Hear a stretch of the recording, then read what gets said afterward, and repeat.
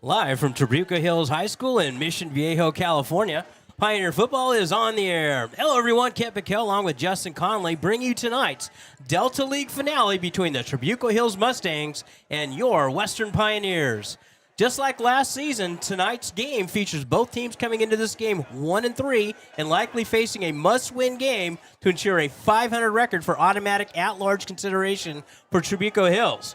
What do you expect to see tonight in ball games, Justin? There's a little bit of a behind-the-scenes thing going on here tonight. Obviously, Trabuco Hills and Western, not two teams that seen each other too often before joining the Delta League. Sorry, Kent. Before, we are in the Delta League. Sorry, right? Those names still confuse me. But two teams that didn't play too often before joining the Delta League have got to play against each other the last few years. Last year, one of the most spectacular games we've seen here since we've been at Western, no doubt, with us coming down the field and taking care of business on the last drive of the game, led by J.J. Muska and Malachi Alatorre, the heart and soul of the team last year. This year, another similar matchup coming into tonight. Very important for both of these teams to get a win if they want to be playoff eligible first and foremost. Secondarily, both of these teams line up and match up pretty much exactly with each other when it comes to like record, ratings, whatnot on the screen and layout. And when we get into a little later today, the way we lay out how these divisions or leagues will lay out next year when there's a realignment, both of these teams may not see each other again for a long time. So I'm just going to suggest it out in the air. So if these two teams don't end up in the same league again, I think this one we got to get on the preseason schedule. This stadium is gorgeous. Yeah, absolutely. It was great having them travel up last year. They brought a ton of fans as well. Not everybody does that up to Western, right? Sometimes that visitor side's a little bit empty. But yeah, we have a tremendous game up here tonight. I feel like there's a one town, one team kind of feel down here all the time with Trabuco and San Clemente. I guess you could leave Mission out of that. That's just a joke. I love those guys. But, yeah, these guys down here is tremendous football. It's loaded up tonight. A lot of great families out here that have been part of this community for a long time. And it's going to be the battle of the North versus South. It certainly will be. Western's led by 12-year head coach Dan Davidson. We come into this game 5-4, 1-3 in league. Trabuco Hills is led by 5th-year head coach Mark Nolan. They are 4-5 and 1-3 after beating Cypress last week, 28-7. Both these teams run pass about the same. They're as you suggested, Justin. These guys are very, very similar on paper across the board. In last week's game against Tustin drew first blood. Chance Thomas delivered a 40-yard strike to Aiden Payne to tie the score after 1-7. Tustin answered with an 18-yard run before Chance Thomas punched in his 6th rushing touchdown of the season, making the score tied 14 at the half. And, Justin, I was at that game. We weren't able to broadcast the game for some reason over there, but I was able to be on the sideline, and I went into the halftime locker room.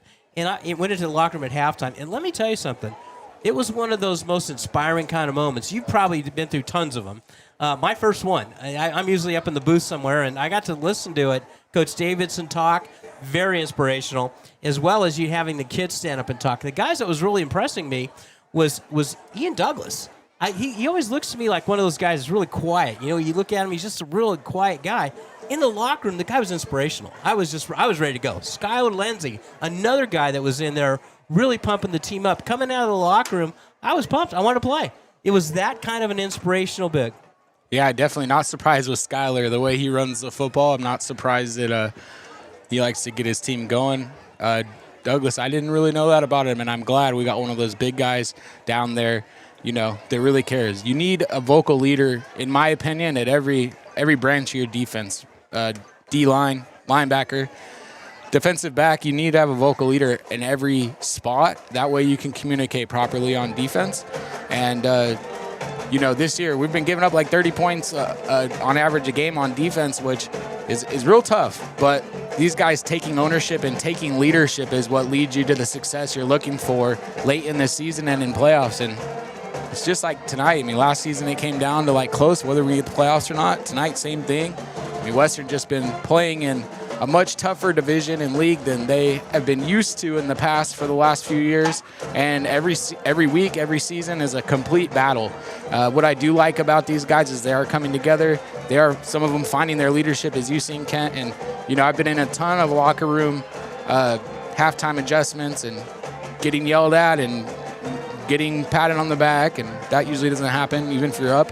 But long story short, they're all pretty inspirational, but there's ones that stand out in your mind. And if that one stood out in your mind, I'm sure it's going to stand out in the players' minds.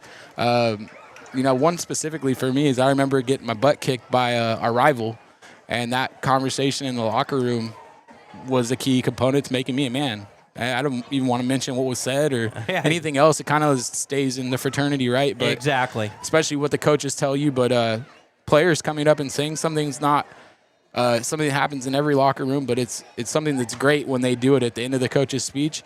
Coaches usually walk out of the room, and a player or two will stand up and get their guys going, right? And that's important for a team. Well, this team, so you think in the second half that, all right, this team's really going to do something. They did. Tustin came out. They scored in their first possession, which, you know they were going to be fired up. They're favored by like 4 touchdowns against us last week. They score. Chance Thomas drives the team all the way down the field, and just before we going in, he gets clocked going out of bounds right at the 3-yard line and ended up getting knocked out of the game. So that knocked him out of the game. That hit wasn't a concussion, but it was a really hard hit, and took him out of the game. Skylar Lindsey punched it in to make it 21-all.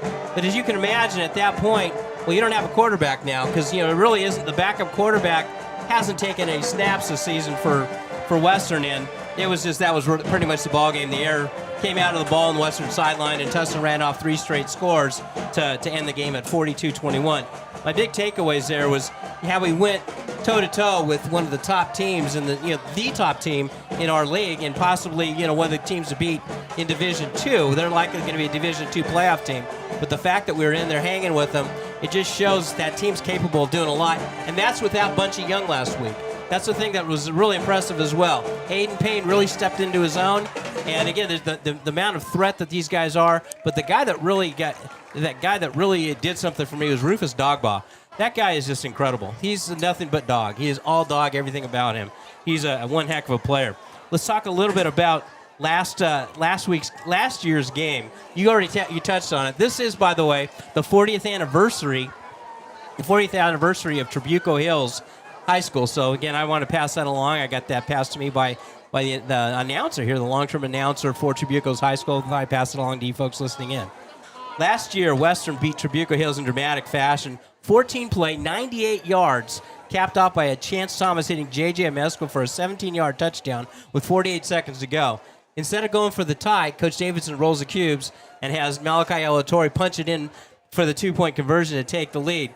But Trabuco Hills wasn't done. They fought right back. They drove the ball all the way down to the 30-yard line, heaved a pass. The same quarterback in there, Zale, threw the ball into the end zone, and J.J. Amesco picked it off, and that punched the ticket for the Pioneers to head on into the playoffs. One heck of a game, and Justin, as you said, probably the best game we've had. They made a video about it. The whole documentary of Western was titled "The Last Drive." We're going to be quiet here while we listen to the national anthem here by the Trabuco Hills High School. When you see the dawn's early light, what so proudly we hailed at the twilight's last gleaming, whose broad stripes and bright stars through the perilous fight, o'er the ramparts we watched, were so gallantly slain. And in the rocket's red glare, the bombs bursting in air, gave proof through the night that our flag was still there. Oh, say does that star-spangled banner yet wave o'er the land of the free and the home of the brave? Trabuco Hills High School senior Claire Vincent. Thank you. Okay, Justin. Tonight, again, big night also in the Delta League. Capel Valley's taking on Tustin. Both of them are 4-0 for the championship game. That ought to be a barn burner as well. Tonight's ball game, you got Western is actually favored by 3 points if you believe the HS ratings bit. So again, this is a Trabuco Hills High School is a north-south running field. Make that an east-west running field. Kind of like, yeah. What is this? It's I think a north-south running turf field. Beautiful looking field. Wish you could see this. Tonight's game is also going to be audio only here for our broadcast, as NFHS has the exclusive rights to this ball game. So we will, Justin and I will be bringing you our words eye view as best we can. Hopefully, we'll match the what they've been able to produce for you at Huntington at Trabuco at NFHS. Okay, so the quarterback for Trabuco Hills, Tristan Zale. Tristan Zale is a 60% 60% completion, 7 touchdowns, 4 interceptions, and 2 rushing touchdowns. Chance Thomas comes into this game, 59%, 25 touchdowns, 6 interceptions, with 6 rushing touchdowns. You have 2 quarterbacks, Justin, that are both able to run the ball, which makes it a huge problem for the defense. Yeah, 2 different styles of running the ball, too. Chance kind of hits his quick twitch after getting past the line of scrimmage, but he makes great decisions when he takes the ball down to run. As far as choosing to go pick up first downs, he's good at getting to the markers. Zale, probably a little bit more quick twitch from behind the line, a guy you got to watch with the football, no doubt. Both of these guys match up really well. I'd say Chance Thomas probably has, a little bit more popularity when it comes to the college level, but Zale's another guy that can go on and play that next level too. Running backs tonight, Skylar Lindsay, he's got 687 yards. He's averaging 7 yards a carry, 4 touchdowns. Landon Pompey, he's the leading rusher for Trabuco Hills. He comes in at 4.2 yards per carry, 3 touchdowns, and then 4 touchdowns receiving. He's a dual threat kind of rushing and receiving kind of a back as receiver as well. Yeah, most definitely, and Trabuco Hills has kind of been known for that, the balance in their attack and getting the football in their running backs' hands, both by handing it and tossing it, right? Absolutely. Well, here one of the big news tonight is Bunchy Young returns to the lineup. He brings with him 17.8 yards per carry and 12 touchdowns. Opposing him on the other side is Micah Bowen. He's 515 yards and 1 touchdown. One of the 7 touchdowns altogether. Bunchy Young, fresh off another trip over there to Fresno. Another jersey, shoots of the New Jersey with his number 8 on him, and JoJo Chambers, number 1 over there. Some guys that grew up together here in Orange County and going to go play together at Fresno. Pretty cool. That is pretty cool. Well, the captains are at midfield here. Western with its all-white jerseys with the blue numerals. We should be easy to pick those things out. Trabuco Hills, white pants, blue jerseys with the white numerals and the blue helmets. Beautiful field here with a TH right in the center, and got the band going. Senior night here tonight for Trabuco Hills. Justin, this is one of these nights, it's shirt sleeve kind of weather, whereas last week it was kind of cold out there at Tustin High School, and tonight it's kind of nice. Man, it's pretty cool. It's like the first time I think I ever remember finishing a season prior to, or not the whole season, but finishing a regular season prior to the time change. So right now we got to get down here in the light. It's just starting to get dark, and like I said, this is one of those special fields to play on, one of those that you remember as a player, remember as a parent, remember as a coach. I wish you guys could see it for yourself, but we'll just have to go back to our old radio days where we do some extra explaining. Yeah, a couple extra verbs, Justin, here's the funny thing about that. Adjectives. When you call a game on radio, you got to describe every little piece. And those of you who are watching us on YouTube and you're actually able to see it, what you're doing is you're catching us doing radio where we're explaining things that we don't need to explain. So thanks for bearing with us this year. It looks like Western won the toss, according to Chance Thomas, and let's see which way we're going to go with this thing. Okay, let's see here. I would imagine Western wants the ball, and they do. Western won the toss. They'll be receiving. Scoreboard is on the Western side here. We're high above the northern sideline. Got to thank our broadcast director and crew, Angel Vargas. Copy that. I need a different name other than just Star of the show just doesn't quite work for me. You know, SOS. We need a new moniker. What are you going to be? We need these names. I'm just TOG. What's that? The other guy. or a Jag. Just another guy. Just another guy? I love it, Jag. Justin, another guy. That's great. Coach for Western is Okay. Dan Davidson, and this is Western High School. As out of Anaheim. Pioneers come through the gauntlet of cheerleaders, and they're waiting for Trabuco Hills to come out of their helmet through their gauntlet of cheerleaders. The banner up there running through that. Justin, have you ever run through the banner yourself where you're the first guy? I'm sure I did, but maybe Is once it like or cool twice. being the first guy going through the banner, tearing it open like you're some hero? A lot of times the guy that does that is the guy who's going to go sit. Is that Play right? a couple of So that special team wasn't you? snaps, Okay. you know? But Dad, that would let him go. Hey, you you got go it. be first. You give me Rudy. Here they come. Busting through there with American flags waving. Fans on their feet. Honestly, Ken, about that time of the start of the game, I've got like so much jitters and anxiety that I'm just looking to hit somebody to get it all away.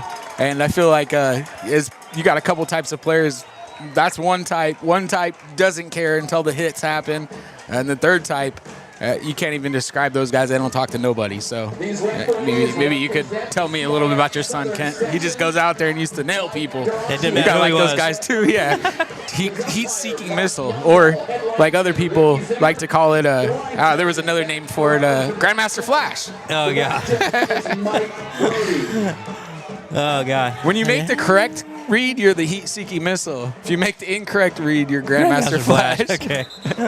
That's just funny. some inside jokes for you guys, some linebacker jokes. And tonight we should see, I think, some improved play from both of these teams on the defense because they both really, really need this game. This is the precipice or the end of the season, the most important part to get in the playoffs. And you really can't guarantee anything without a win tonight. You're going to absolutely see.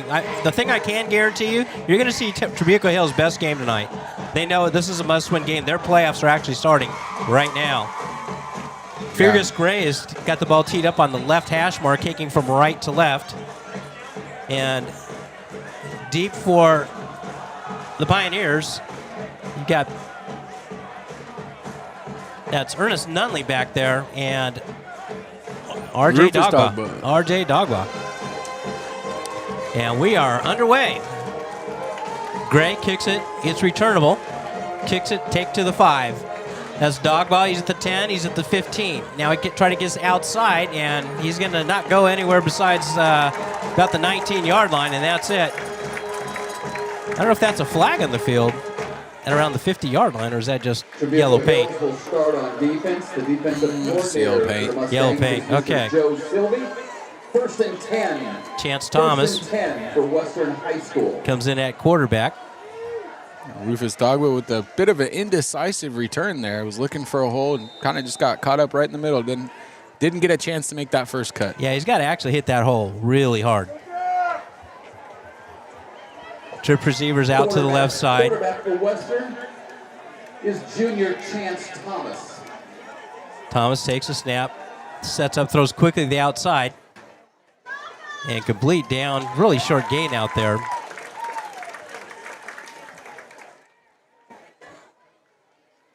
Short We'll give gain, him about 2nd and 8. 2. And that was a pass to John Hardy coming out of the backfield a little bit behind John at running back and was able to make a yard on first down. That's Jacob Taylor in the backfield with Thomas, and there's a stoppage of play here. And it looks like somebody's going to have to go off. Aiden Payne's going to have to go off because of equipment. I was on the sideline listening to the officials before the game, and they're on this thing. If your knee pads aren't covered, your knees aren't covered with your knee pads, they're going to kick you out of the game, at least for that play. 2nd down and 8. Thomas back to pass. He's in trouble. Breaks away from one sack. Throws deep downfield. Looking for Segbe, and it goes out of bounds. Thomas is lucky to escape the sack back there, but there was nothing doing downfield. 3rd down and 8. Thomas escaping the sack with style, holding on to that football and just throwing it deep to Segbe to avoid a loss of yards as well. And Segbe doing a good job of making sure he stayed in that play, didn't just give up, because the way Chance threw that could end up being an interception, but a little bit out of bounds. Segbe made sure that there was no chance at it. Trips to the left, to the right side on 3rd down and 8. Thomas rolls out to his right, sets up and he throws complete. And Osegbe's got it. 1st down and more. He's at the 50. He's at the 40. He's got one man to beat the 20, the 10. He's going. Touchdown, Western. Osegbe. And Osei Enosegbe taking a perfect pass from Chance Thomas. Chance Thomas beating the cover 2, hitting Enosegbe right on the about 10-yard line, which is exactly where he beat that cover 2, right in between the corner who's staying up and the safety who's back. Gets out route, catches the football, has one guy to beat. He's able to outrun him to the end zone. It wasn't the most impressive amount of speed, but John Hardy got down there and edged him out to make sure he didn't get the tackle. That's great teamwork. Enosegbe starting the team off with a big bang. Great job by Chance Thomas finding the right receiver for the defense that was played against him. That was the 3rd touchdown reception of the year for Osei Enosegbe. Noah Inskeep back in the lineup after injury. He's the holder for Rafael Rodriguez.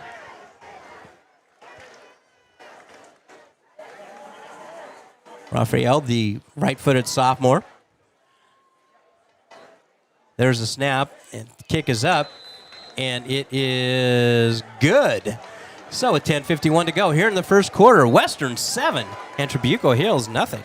No, Inskeep taking those gloves off, doing a good job of getting that ball down so we get it up through the uprights. And good news about Inskeep coming back is we have another punter here now, and Inskeep can put a foot on that football. Well, not only that, because we saw Chance Thomas punting, and he's really got to work through a few things to become a real weapon at punting. But can you imagine if that happens? More on that later. But Donovan Davis, he took over some of the punting duties last week as Inskeep was out, Thomas was out, so he's punting, and he was booming the heck out of the ball. He's actually the highest. He has the highest average of all our punters now. And this Donovan Davis, a defensive lineman, he's able to boot the heck out of the ball. So another weapon for the Pioneers that you find out under tough circumstances. Yeah, that was just great. When he put that kick on the ball, we were rather surprised. Ball's teed up on the left hash mark now. Kicking from left to right is Rodriguez.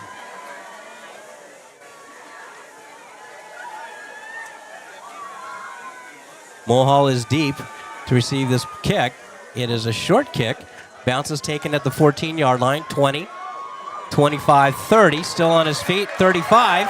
Breaks a tackle. Breaks another across the 40-yard line. Great return out to the 42-yard line. For the return man for Tussin. That was like Ryan Brown. Very much so. Western having a tough time on special teams there. Really just allowing about 15 extra yards after getting contact on the runner. And going to have to do a better job tonight on that. Tristan Zale at quarterback. He's a senior. Behind him is Landon Pompey. Three receivers to the right side. Zale hands off Pompey, swallowed up as soon as he touched the ball there, and he got nothing. That's a great job by their solo tackle on Pompey. It looks like that was Donovan Davis coming in from his defensive lineman position to make the tackle on the running back. That's one of those highlight tape kind of plays right there. The coaches love seeing stuff like that. Zale will send two receivers to the right side this time. Tight ends on the right as well. Ball's in the middle of the field. He's in his shotgun. Motion man coming from right to left. Now he goes back to the right. Zale hands off again to Pompey, trying to find some room. It's able to carve out a couple yards out to the 45-yard line, just past the 45 to the 46. And I want to mention something to you, Ken. If you look at our setup there, we've got 8 or 9 guys in the box. If you remember against El Medina, we went all night 6 and 7 in the box, and it really hurt us. Right? Our last game we called that right there. We're setting up in our typical defense, and we're rolling down a safety. So we've got 8 guys in the box to go against this run. 8 to 9 guys in the box tonight, and you got to let those guys on the outside take care of those receivers. 3rd down and 7 here from the 46. Pompey goes in motion off to the left side. Empty backfield for Zale. He steps, throws to the right quickly, complete, and he's going to be stopped short of the first down. It's He's going to be about a yard short. Fantastic tackle there by the left side cornerback, Aiden Payne, coming up and laying the pain. Beckham Nolan on the receiving end of that. Trabuco Hills quickly up on the balls. Coach Nolan We have a timeout call. Was going to go for it there, but Dan Davidson bangs his first time out of the ball game. So with 8:59 to go, here in the first quarter, it's 7-0 Western. And as I was mentioning, Ken, I really like leaning here on our secondary is better than their wide receivers. So let's play man. Let's play our zones when we do. Let's disguise them well. But why leave an extra guy back? A team like Trabuco Hills is going to always test you with the run first, try to beat you with the pass if the run doesn't work. So I like the way Western's coming out tonight and looking to play that run first. Well, this can be a big one here. You like the size of Western's defensive front up there and their quickness. And we'll just see what kind of a defensive front we have here on 4th and 1. Big momentum play here early in the first quarter. Ball's on the right hash mark. Zale this time looks like he's going to come up under center. And he does. Starts under center is Zale. And he gets Western to jump. You know, we've been talking about not jumping for the last 3 games, and I jinxed it. Because Western, this is the first time they've jumped since that El Medina disaster. And I'll be darned. And it wasn't just one guy that jumped. He had 2 or 3 guys jump. He almost had the entire defensive line jump in that one. That was 3 guys jump. Yeah, man. they all. You guys forgot what you guys did right last week already. And it's been free first downs for everybody. Yeah, and that's you can't do that in these big games. First down, Trabuco. 2 receivers off to the left side this time. Ball's on the right hash. Motion man goes, so it's empty backfield for Zale. Zale straight back. He's pump fake, sets up, throws wide open, complete. Bowen's got it down to the 30-yard line. He got lost in coverage out there. He was standing all by himself, nobody close. An interesting play there, just allowing the receiver just to spread out, looking deep, and then throwing it back on the check down to him with no coverage on him. 1st and 10, they've got it at the Western 30-yard line. 3 receivers to the right. Zale hands off. No, he keeps it himself, throws quickly, right side complete. Taken down quickly out there. Down to the 27-yard line. Another fantastic tackle there by Aiden Payne coming up and not allowing any extra yards, making a good form tackle. Aiden has found his motion this year. He's really starting to develop into that next level athlete that he's always wanted to become, and it's great to see it in person. Justin, you're an Aiden Payne fan. I'm very much so. 2nd down and 7. I am too. He's a great kid. And thrown complete. Boy, Zale's doing a great job of play faking there. And this time coming up to make the stop is Nesby. Short gain. They're picking up a couple there. Very short passing here, but still it's effective. They got it down. They're going to make it a 3rd down and 3 down at the 23-yard line. Clock winds, 7:40 to go here in the first quarter. It's 7-0 Western. And somebody is getting thrown off again. Now these are they call these the pre-snap penalties, and these are the dumb things. It's not a penalty, but now you lose your starting guy. Your starting safety has to come off because his knee pads aren't right. Stuff that drives me crazy. They're down and 3. Zale looks left. Now he looks right. Now he's in trouble. Dogba was in pressure. Now Luna's after him. Ball's thrown. Knocked away. It's intercepted. It's an interception by Western. That's a great job by Western's defense. Elijah Washington picks that ball. Was tipped up in the air. He's able to come down with it. And they've got the ball at the inside the 1-yard line. Great play out there as Western turns away this threat by Trabuco Hills. And that starts with a late blitz by Rufus Dogba, providing the pressure to make the quarterback roll out. Quarterback lets that football go as his feet are not set. Ball goes in the air. It's intended for a receiver in the general vicinity of a receiver, but Elijah Washington just goes up, makes a man play. Didn't have the size on the receiver, but makes a man play. Tips the ball to himself for interception. That's a great job by Western's defense. Lindsey now in the backfield. Under center's Thomas. And he pushes ahead straight for a couple of yards to get out of the shadow of his own end zone and takes it out to, well, maybe a yard. Not a whole lot. Thomas had just decided he was going to get a yard or two out of the end zone on that one. They had nobody over him. When that cleared, it almost looked like he had a lane. Exactly. 2nd down and 9. Thomas in a shotgun set this time. Back to pass he is. He's got time, looking for it all, looking for deep for Payne. Incomplete. Looks like he got hit, and he did. Guaranteed flag. Pass interference came as Aiden Payne had a step, and the defender out there slowed him down with his hands, and that drew the flag, and Western gets a huge, huge penalty here. I'll tell you this much, Kent. That one was designed right there. I think the coaches told him if they get over top of you like that, a situation, just go ahead and grab him because I've seen that one before. I've done it myself. That's the panic grab. That's a 98-yard touchdown pass, yeah. right? Okay. Go ahead and take your yards, buddy. You're not getting 98 on me. Yeah. But Aiden Payne did a great job of leaning into that one, making sure he had the body location so he get that flag. The call against Trabuco Hills. Yeah, that was not too many people complained about that call, and that's going to give Western a first down out to the 17-yard line. Yeah, once the sticks figure it out that it's a first down. Once the officials have to walk off 15 yards. You know, I've never figured it out. Why do you got to actually march it off? You know you're at the 2. You had 15. That's 17. Just do it. Yeah, you know, but there's no... What the heck, right? There's... No theater with that? Officials don't have to know math. They just have to know English. And Western jumped again. Okay, this is like... Let's keep track now. That's the problem. Yeah, well... You had a few people moving on that one. Well, everybody left. Center was still down. That tells me that the center snap counts off because your pulling guard isn't going to leave. The pulling tackle isn't going to – it was a guard that time, isn't going to leave, along with 4 other linemen if you don't just have the count incorrect. First down and 15. Inside handoff. That's Jacob Taylor. He's out across the 25, out across near the 25-yard line. Jacob Taylor hasn't had a whole lot of snaps this year at running back. In fact, that's only his 9th carry of the season. No, his 2nd carry of the season. 2nd down and 4. Thomas back. He's got time. Throws. Oh, and Osegbe's got it. He falls down. I think he's going to be just short of the first down, right at the 27-yard line.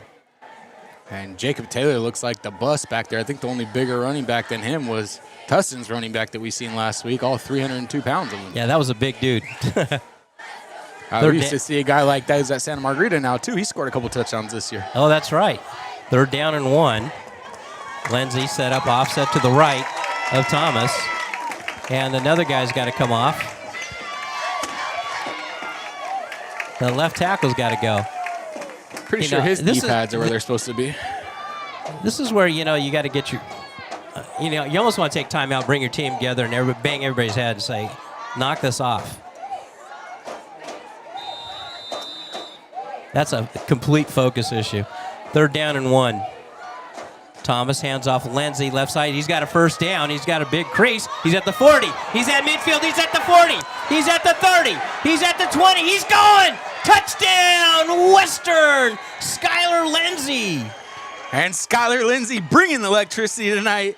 Takes that one off tackle to the left. That's actually a zone run. Off to the left. Skylar Lindsey breaks through the second. Didn't even get touched in the first wave of defenders. Breaks through the second with this speed and is able to keep that speed all the way into the end zone, showing that top-level college speed that you like to see from a guy like Lindsey. 71 yards as Western's dialing long distance tonight here to Trabuco Hills. And Western has been known to jump out to some good starts.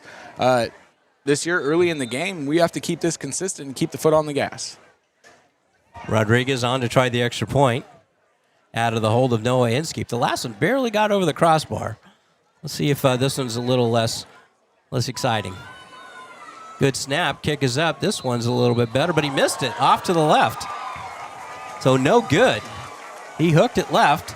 So the score with 5:37 to go here in the first quarter. It's Western 13 and Trabuco Hills nothing. And that first extra point, it was a high snap that looked like could have thrown us off a little bit. That snap was perfect. And I'm wondering if there's it seems to me like the timing is off somehow. It is. And it's yeah, you know, Noah leaving. hasn't been Yeah. the holder for a long time. It's always been Chance. But the timing was off when Chance was doing it too, because the snaps have been so inconsistent from that snapper when we're on that part of special teams that I don't think our kicker is even, you know, that kicker has come in. The kicker Rafael Rodriguez has come in middle of the season, started kicking, and you know there's a rhythm to this. Like you see that ball leave. When it leaves the center's hands, that's kind of when you leave as a kicker. And if it's high, you can adjust just a little bit, but you have to get through it in a certain amount of time, and your body gets to know that time. So he's just getting used to what he's supposed to do, and the timing is off right now, Kent. You can't exactly put your finger on it, but there's no doubt that our timing's been off in the kicking game. We need Nate Williams over here to explain that one to us. Rodriguez boots this one away, high kick, and it's going to go maybe not out of bounds. Oh, I don't think Western got it. They did. Western may have got it. recovered this one. And I haven't seen the official point yet. It looks to me like Western got it, as Trabuco was really slow to get there. Let's see what the Whiteheads does. Western recovered it. Pooch kick off to the left side. Trabuco was really slow getting over there, expecting it to go out of bounds, and Western just jumps right on it in great field position at the Trabuco Hills 27-yard line. He kicked that ball. It was like the most prettiest kick you could see. It landed 2 yards from the sideline. Not even like I'm saying maybe 1 yard from the sideline. It deadened immediately, and they didn't even react to it because it just deadened. The guy was still 5 yards away from it, and our guy is already on top of it. Exactly. So that's great effort play right there. And you know, it sucks to miss an extra point, but it's even better to get one of those. Absolutely. 1st and 10 Western. They've got it on the left hash mark at the Trabuco Hills 27. 2 receivers stacked on the formation. Thomas back to pass. Great pocket. Throws looking for Payne. In and out of his hands. He had it and dropped it. Incomplete. Aiden Payne, you know, it was just a great pass right there, and Aiden couldn't quite come down with it. Again, he was in tight coverage there, but still, I think Aiden would say, God, I got that one next time. I agree. And great pass protection. 2nd down and 10. Dogwall in motion, play action fake. Chance in control, spins away, throws it away. This can bring up a 3rd down. I think Chance didn't see that he had Skylar Lindsey there in the flat, but no doubt Chance breaking one tackle to get away from the sack and throws that one away smartly. Look for this play to go to number 8 over here, unless he's being double covered each time. Bunchy Young. Oh, they're going double on him right now, it looks like. Nope. Now they got trips out to the right side. Bunchy Young's going to be singled up. And he's got some height on the defensive back there. 3rd down and 10. Thomas rolls to his right, sets up, throws. Skylar Lindsey's got it complete. Settersink gets to the outside. He's the 20, taken down to the 21. Going to be about 4 yards short of the 1st. And that's a 4-down country here at Western High School. Yeah, and Ken, I got to have a talk with Bunchy because Bunchy did not come back and block for his guy at all right there. 5 yards. Just ran his route, and after the ball got thrown to somebody else, kind of gave up on the play. I don't like that, man. It's not good. 4th down and 5. And there's a timeout here. Let's see what we got here. So maybe Bunchy's working himself back in after having a week off last week.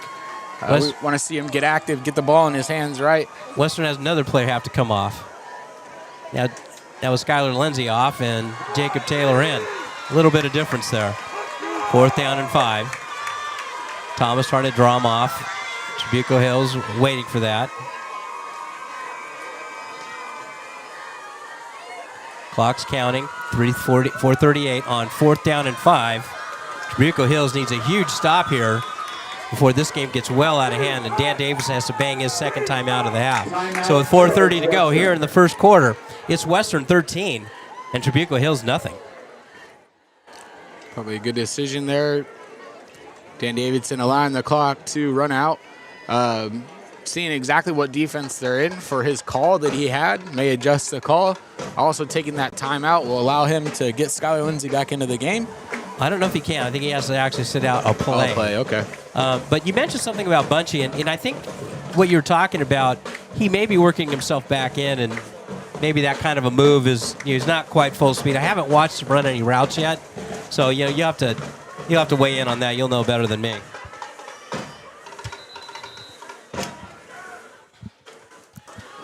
Well, let's see what we got dialed up here. We'll send trip receivers out to the left side. Osayin Osegbe is by himself to the right.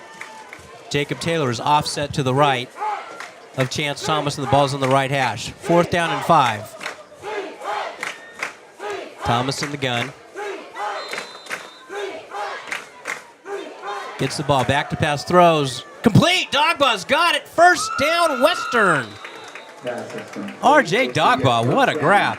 In traffic, pulls it in, takes a hit. 1st down, Pioneers. Showing that dog right there, just taking that short slant route inside, catching that ball from Chance right at the marker and making sure he didn't step back at all. He continued his progress and got that 1st down. Lindsey back in the ball game. Thomas has time, throws, wide open, touchdown, Western, Rufus Dogba.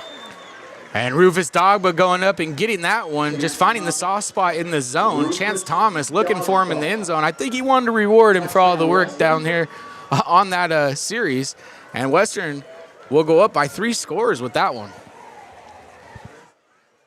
On to try the extra point this time again. Rafael Rodriguez came into this game, 80% of his kicks are good. Out of the hold of Noah Inskeep. Luna had been the long snapper. There's a snap, not a good one. Inskeep keeps it, trying to get outside, and nothing doing, as it couldn't even get that snap off. It was such a bad snap. They're still rolling down there as a scrum, as Inskeep couldn't get it in. But yeah, I mean, the snap is like, what's the best way to describe that? Would be, normally a long snap is like quick, right? It's on a line. This is like a little looping thing that you do when you see in Pop Warner, like your 8-9-year-old Pop Warner. It's that kind of a snap. It's got a looping arc, which that's not going to work here. It's not in a million years. We've got a really good defensive guy snapping that football, right? Committed guy. It's not like it's a lack of wanting to do it right. I think that he just hasn't picked up that technique, and we need a little work on it. And that's why you kick one right there instead of going for 2, so you can continue to work on that game going into the playoffs, right? But that's not what you need right there. Low snap, bobbled, basically a fire player, Peter, what we call Peter, just everybody get to the end zone. Yeah. It's not what you want to see, Ken. And I think it has something to do as well. Both the holder and the snapper are taking off their gloves right before it. Nobody's wiping their hands on any type of towel or anything. Maybe put the towel on the back of that holder and allow them to both wipe their hands real quick if they're going to both take off their gloves. Pompey and Mulhall deep to receive. The kick from Rodriguez. Pooched off to the side again. Bounces, and this time it does go out of bounds. But I'm just surprised that Trabuco let it bounce. I mean, why? Why let it bounce? If that thing bounces, instead of bouncing left, it bounces right. Well, it's still a live ball, and now you got Western right on it. Why not just go over and fair catch it? Yeah, I mean, your opportunity cost there is maybe 7 yards total. I mean, the bounce out at the 22, and we're going to start this series at the 35. No, they're going to actually re-kick. Okay, they're going to deny it and re-kick that football. Yeah. With as good as the kick's been, I'd do the same kick, Kent. Well, one kick that we forgot we don't talk about much is how good an onside kick he can do. Rodriguez made this incredible onside kick against Tustin last week that, again, we recovered. It was just it was perfectly done. And he did this a lot last year as a freshman. He's able to do it again as a sophomore. We'll see what he can do this time. Reminds me of a soccer kid who got his soccer ball taken away and replaced with a football. He's good at kicking that thing. Yeah, and he's just kind of a goofy, quiet kid, but he does a really nice job. There it is, pooch kick again. This time it's caught at the 30-yard line by the up man, and he takes it to the 37.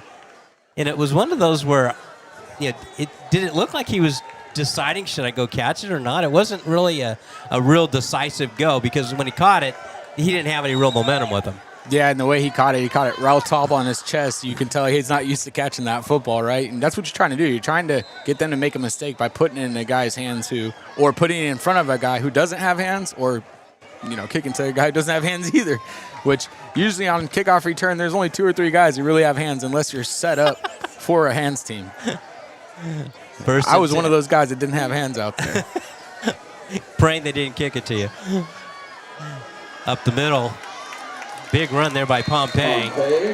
Ken, I think the relief I got, I think I recovered 2 kicks, short kicks, and the relief I got after I recovered them was better than many other plays on the football field for me because I was nervous. Like, if I don't get this right, they're taking me out the field for everything. just wrap the year up and call it a day. Funny. That's funny. 6-yard run by Pompey. As the clock's winding, 3:30 and counting here in the first quarter. It's 19-0 Western. We got a big shout out today to Maya Davidson. Happy birthday. Happy late birthday, honey. Happy birthday, Maya. Zale flag on the play. Hands off. Pompey's got it. He gets out to midfield, but let's check out this flag. 8 yards on that carry. Pompey starting to find that motion, showing how shifty he is. Making a couple guys miss before getting tackled in the secondary, and it looks like that one's going to go against Trabuco. We got a procedure or either illegal formation as they allowed the play to continue. Usually if it's procedure, they'll blow it dead, but that's usually a formation type of penalty, so it's going to bring up, they'll replay second down back to the 38-yard line.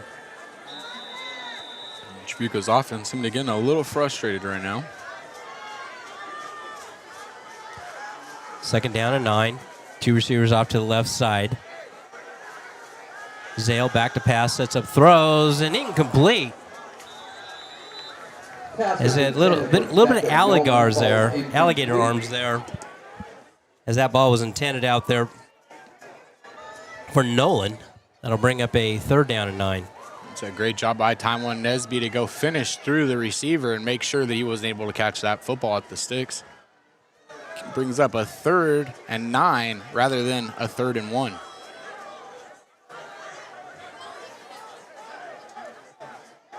Trip receivers out to the right side this time. Zale quick sets up throws, complete out left side.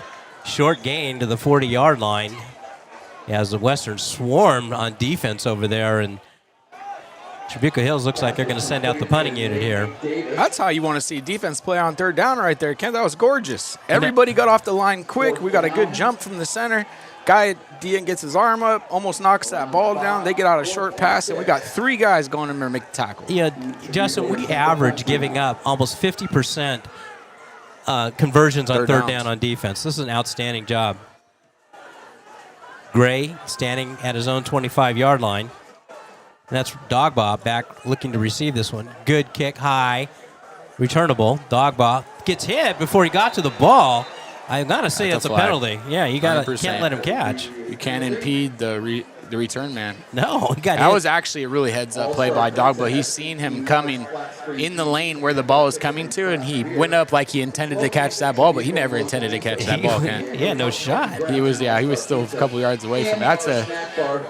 That's a fantastic flop type of play without flopping right there. I really respect that type of flop from Mr. Dogbaugh. The guy you highlighted to me last week, him and his brother, is just tremendous human beings and harder football players, and you just got to love that, Kent. When you sign off on a guy or a couple guys like that, I mean, it's not often that you'll put that label on somebody, but, you guys got to look out for these guys, man. These guys have become, we asked earlier in the season, we're missing a little bit of heart and soul. Where's our soul at? And, it's number 3, sure enough, Rufus Dogbaugh. Correct. 1st and 10. Western's got it at their own 43-yard line. 2:51 to go here in the first. It's all Western so far. Empty backfield. 3 receivers to the right. Thomas trying to set up the screen. Getting chased out of the pocket. Gets the corner. Throws it incomplete. Looking for Enos Segbe. Chance Thomas doing a great job of getting rid of that football and not just running out of bounds for a loss, but also avoiding 2 people for a sack. It's kind of how would you say it?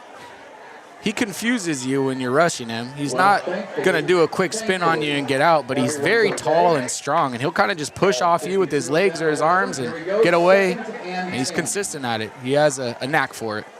2nd down and 10. Lindsey breaks through the line, still on his feet, driving ahead. Great leg drive by Lindsey as he crosses midfield down to the 49-yard line. Got an update for you from Artesia High School as Los Alamitos is playing its It's senior night at Artesia High School. They're leading Mission Viejo 14-13.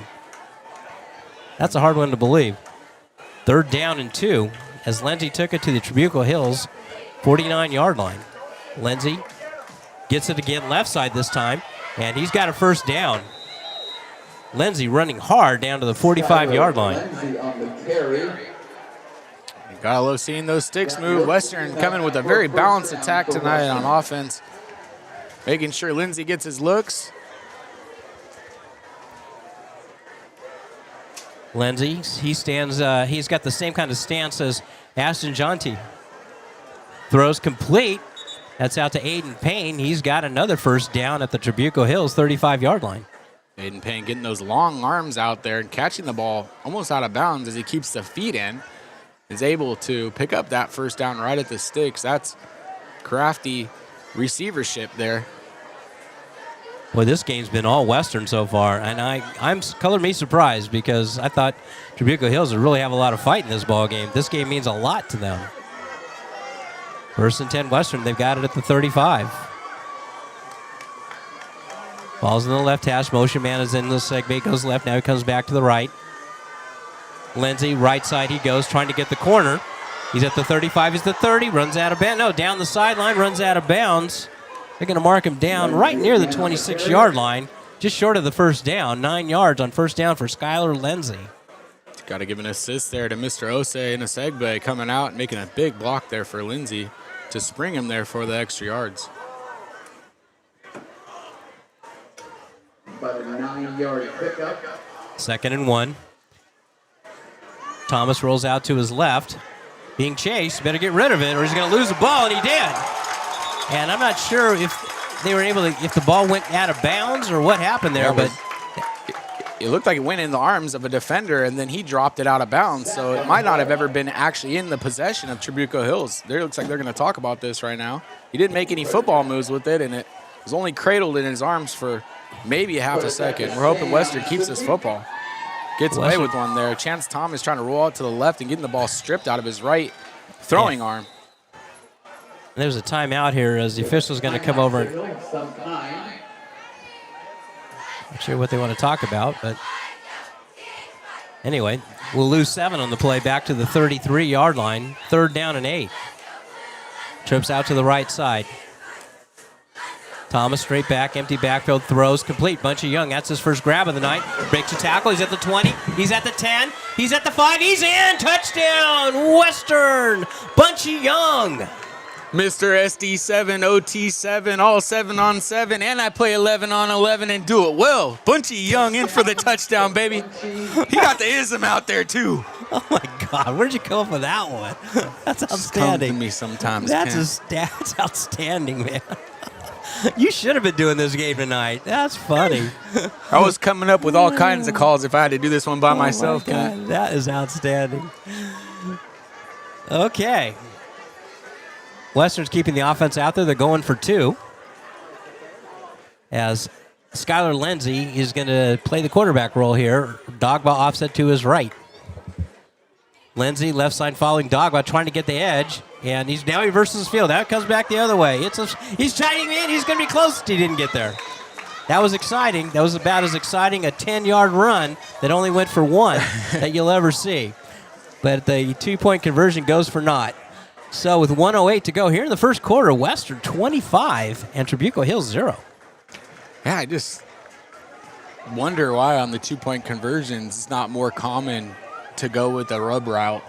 You know, go trips, go with the rub route, and, you know, you just got a couple yards. Your receivers and quarterback are so in tune. It's just one of those plays, like, and worst case scenario, you get caught on the rub, flag goes, and you just lose a couple yards, and you do it again. When was the last time you ever saw a rub route called for offensive pass interference? Yeah, you don't. Never happens. Yeah.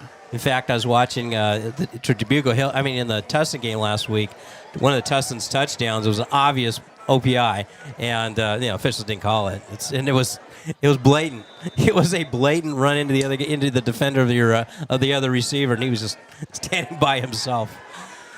Anyway, okay, Rodriguez on a kickoff for the 4th time here in the first quarter.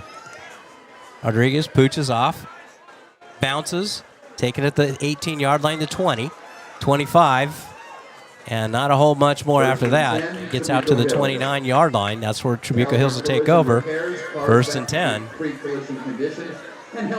They got a big hole they've dug. And again, at the last one, Bunchy Young, his 13th touchdown of the season, a 32-yarder from Chance Thomas. And boy, I tell you what, Kent, Trabuco's going to go in there and get an earful at halftime because there's juniors and sophomores right now supposed to be battling for their seniors, and right now they don't quite got it in them. No, these are seniors out there. That's a good quarterback's a senior. Sets up, throws complete, breaks a tackle. 1st down, Trabuco Hills. As Wirtz Pass was complete to number 20, Everett Schwer. Connected there Sawyer with Mr. there. Yeah, that Everett was Sawyer. Schwer. Shear. 1st down. 1st and 10. They've got it at the 42-yard line. 44 seconds and counting here in the first quarter. It's 25-0 Western. Wirtz hands off. Right side. Not a whole lot. Not a lot of move there for Mulhall. 2nd and 9. That's a good job there by the D line, recognizing and defending the inside trap from the running back. A play we had a tough time with earlier this year, 1st and 2nd game of the season. Western showing that they've seen these things a few times and made their adjustments. That's what we love to see, Kent. 2nd down and 9. 10 seconds to go here in the first. And they'll be lucky to get this off. They did. Wirtz play action, backing up, sets up throws, and incomplete. He was just being chased. Osayeno Segbe was all over him. And that'll do it. That's the end of the first quarter. The score, Western 25 and Trabuco Hills 0. It's time for the Pioneer Shoutouts. Vicky Tkach, Jeanette Brown, Randy Bowser, Josh Davidson listening in from Wisconsin, Bruce Bible, my lovely wife Carmen, the one and only Monts, and a special Pioneer shout-out to my granddaughter Sophia Rivas, walking out on senior night, completing a 4-year stint behind the camera at Los Alamitos. Justin, you got any? Yeah, and a big shout-out once again to my niece Maya, Eric Davidson as well, Mama Davidson, the whole crew out there in Wisconsin who still, is listening in every weekend and showing their support every week and showing their support. Kent, it's been a really fun season this season. I was really bummed last week we didn't get to call the game.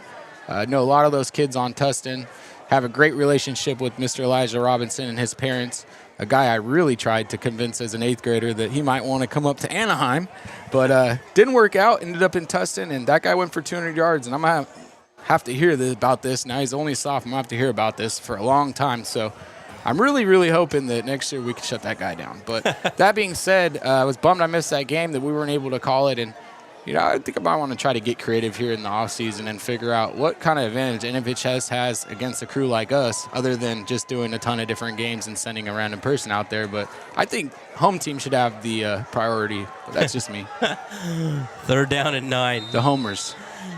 As Trabuco now is going from left to right towards the scoreboard side of the field. Wirtz back to pass. He's in trouble, and down he goes. John Hardy on the sack. That's only the 6th sack of the season for Western High School. That's hard to believe. Yeah, John Hardy is meeting his buddy there. That's number 51, Aiden Luna. They come together to make the sack on the quarterback. He's seeing ghosts right now, Kent. Well, that was, he saw a bunch of white jerseys coming. It's close to Halloween, and he must have thought they were ghosts because he just got crushed back there. Dogba drifts back to his 28-yard line. Ball's booted away, off to the left, bounces, and it's going to be down to right around the 25-yard line, inside the 25 to 24. No real chance for Dogba to come up and make a grab on that one. It was well off to his right. So that's where Western will take over. 1st and 10 with 11:13 to go here in the second quarter. It's Western 25 and Trabuco Hills 0. Boy, oh boy, Ken, I'm still yet to ever see a South County punter without great form on their punt. It's Every just time. like it's in the water down here. Every time. It's unreal. It's almost, I'm jealous. If I was a college coach, I wouldn't even look anywhere else. I'd just say, send me the 12 kickers from South County, Orange County, California, and I'll pick one of those guys and give them an offer. Lindsay in his Ashton Janty stance. Throw it out to Dogba on the left side. He's at the 30-yard line, and he's got a first down as he gets to the 35. Rufus Dogba. 11 yards there on first down. Rufus Dogba going hard to get that first down, trying to throw up the stiff arm with no success. First and 10 at the 35. Dogba in motion now from left to right. And there's a flag on the play, or stoppage of play. Western calls a timeout. That's their final timeout of the half. Join us at Daily Sports Grill here on our San Clemente. There was a little confusion there on that play. As Chance Thomas was trying to tell Dogba to get in motion here. Let's go. Tonight's action is fueled by Wild Pork Foods, your local source for meats and seafood. Blast frozen for deep freshness from Game Day Grills, the family. How's it going over there, BD? How you doing over there, BD? All right. Got our broadcast director off to the left side of me, Angel Vargas. Did a great job. Again, what a sacrifice. These guys are not, they're students coming in here and doing this. They're sacrificing. They're Thursday nights. They got school tomorrow. They're over here doing this, and Angel Vargas has been the guy at the helm the whole time, making this stuff happen for us. Couldn't do it without you. Thank you very much. TRABUCO Hills football. Angel, a young man with a wicked sense of humor. Okay, first and 10 now. For the Pioneers, they've got it moving from right to left. Bunchy Young by himself to the left side on the short side of the field. As the ball's on the left hash mark. Four-man rush. Thomas looks for Bunchy down the left side, and boy, he's being held up there. Like he only had one arm to play with, and no flag on the play is, we'll call that nice defense on TRABUCO Hills. Yeah, that's one of those ones as a ref that you got your hand on the flag, and you don't know if you do and you don't know if you don't. And either way, you're going to have somebody feeling a little bit of type of way about that one. Micah Bowen in coverage there. Pass out to the right side quickly to Lindsey. He breaks through with a flash. He's at midfield. First down, Western, as he crosses into TRABUCO Hills territory. Then we're getting yards in chunks here. And Lindsey does a great job of turning straight up the field the second that ball hits his hands. He doesn't look up the field prior to making the catch. He focuses on the catch, catches that football, puts a foot in the ground, and goes. Wholesale changes there on defense for Mark Nolan's Mustangs. It's something you don't often see. They're doing something weird right now, Kent. They got everybody lined up straight behind each other like they're trying to hide where they're going to. Okay. Trips out to the left side this time. Thomas rolls out to his left. Throws. Dogba's got it complete. 40-yard line. And steps out of bounds right at the 40. Dogba, he took such a bit. He got actually knocked out of the game last week, too. It was, you'd call it a hip contusion, the way how hard he got hit. Barely able to walk. We're walking back to the bus. Tough loss. He just took so many hits. So he was, all heart and soul last week. But then, you talk to him afterward. He's got such a great smile, such a great attitude about the whole thing. And, I just, you hear that from him, and you just, that's my guy now. Rufus Dogba. And I even asked him, so what do you want to be called, Rufus or RJ? He goes, you can call me anything you want. Rufus sounds good. Throws complete. Oh, knocked away and incomplete. Lindsey had a step, and nice job of knocking that ball away and saving a sure touchdown.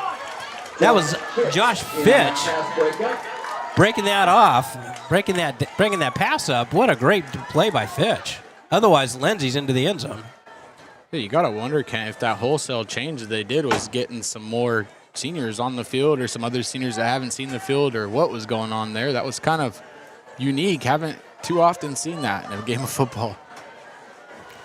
So there's illegal hands on hands of the face against Western. So we're going to replay the down. Mark off 10 yards.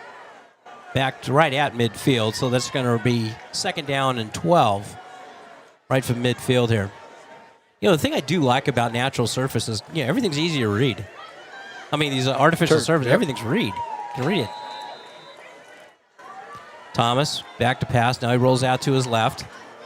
Now he takes off running. He slides down right at the 45-yard line. And he'll pick up a couple on the play, 3rd down.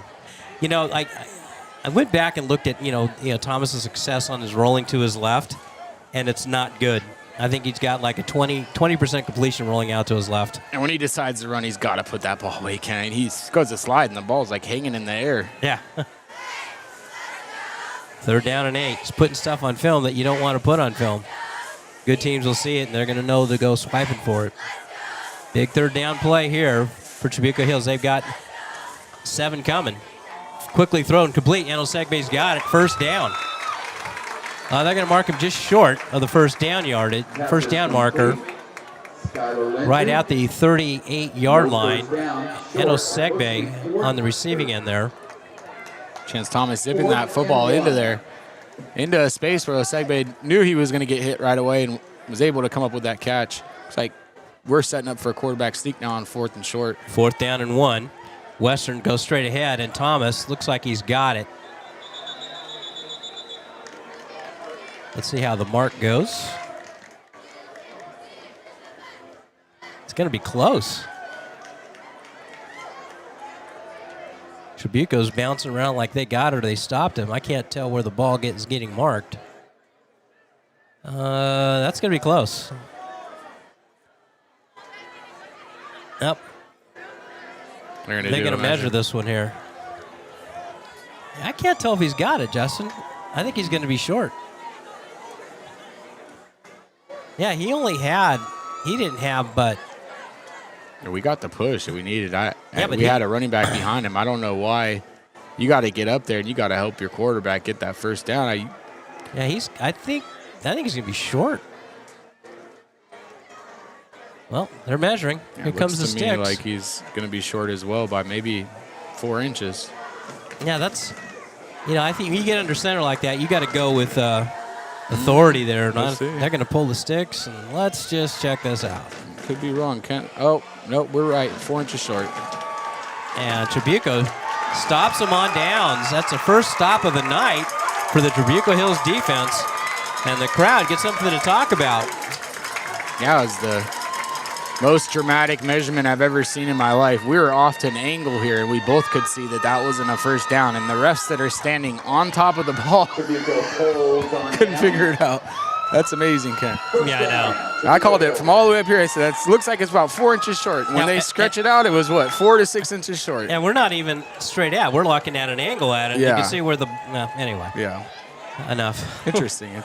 Well, Trabuco takes over on downs. They've got it at their own 37-yard line. 8:51 to go. Might this be the spark that Trabuco Hills needs? We'll see. Zale. Play action fake. Throws complete. Gain out to the 44-yard line. Pick up 4 or 5 yards on that, or get 6 yards on that play. Tackle made on that play by the sophomore linebacker, number 44, Deshaun Rufus. They call him Buddha. Can't believe he's only a sophomore. He is. 2nd down and 4. Good size on him. Zale, he's in trouble. Dog ball in trouble. He's got it from behind. The ball came loose. And I think it might have gone out of bounds. Rufus Dogbaugh comes from the blind side, strips the ball away, and it goes out of bounds. Luckily for Trabuco Hills, it went out of bounds, but and they'll keep possession of the ball, but all the way back to the 38-yard line, right back to the original line of scrimmage. It's going to bring up a 3rd down and 10. And Dogba's got that special ability to blitz that not every DB has. He's really in tune when he gets in the backfield. 3rd and 10. 2 receivers to the right side this time. Zale straight back. Throws left. Open and incomplete. Payne was in coverage. He got beat on that one. But the pass sailed over his head. It's going to bring up a 4th down. And in comes, we'll see if they're going to send the punting unit in or keep the offense on the field. It's you see Coach Davidson talking to Aiden Payne, telling him, I know you're confident right now, kid. We're up 25-0, but do not let yourself get beat over top like that. Turn those hips and run, baby. You're faster than that guy. And that's literally how Coach Davidson would say it. everybody is baby to Coach Davidson. Yep. Me, everybody, my whole life. So he's got a great way of letting the players know. Well, Gray on to in punt formation, standing at his own 23-yard line. Dogba at the 31. Gray kicks it away. It's returnable. Dogba drifts back to the 20 and just fields it over his head. You know, and he falls down, but again, he misjudged it to begin with, but he did a nice job instead of letting that ball bounce and go down inside the 10. He's able to haul it in right at we'll call it the 17-yard line, and that's where Western will take over. 1st and 10 with 7:58 to go here in the first half. It's 25-0 Western. A dangerous catch, but that's why you have a guy like Dogba down there without fear who's going to receive that ball, even if it looks a little bit scary, right? And keep that field position for you. Kent, I think if that one bounces, that one's going inside the 5. I think you're right. Justin, have you ever talked to Rufus before? No, RJ? I haven't personally. Well, you need to. do. You absolutely do. He's a dog. You'd love him. You would absolutely love this kid. 1st and 10 Western. Lindsey straight back behind Thomas. He gets the ball, makes one man miss. Still on his feet, spins away, still on his feet. Out to the 30-yard line. Skylar Lindsey, what a beast-type move. Gets out to the 30-yard line. 1st down Western. Skylar Lindsey had 2 guys on him at about 3 yards past the line of scrimmage, was able to drive those 2 guys another 7 yards for a 1st down. Lindsey coming into this game averaging 7 yards a carry. He's just well over that tonight. 1st and 10, they got it at the 29.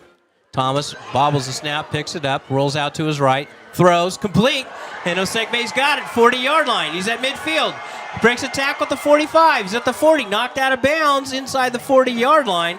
Osegbe using some athleticism to get out to the Trabuco Hills 39-yard line, 1st and 10 Western. Chance Thomas doing a good job of keeping calm under pressure there. Time not being able to come up with a snap. Snap hits the ground. He's able to pick it up, continue to run out to the right, and he finds Osegbe as that was roughly a broken play by the defense. And Chance Thomas using athleticism as well, making that play happen. 1st and 10 at the 39-yard line. Thomas toss out, Lindsey right side, 30-yard line, breaks a tackle, crosses it inside the 30. Actually, they're going to step him out right at the 30-yard line. Going to be just short of the 1st down. 9 yards on 1st down for Skylar Lindsey.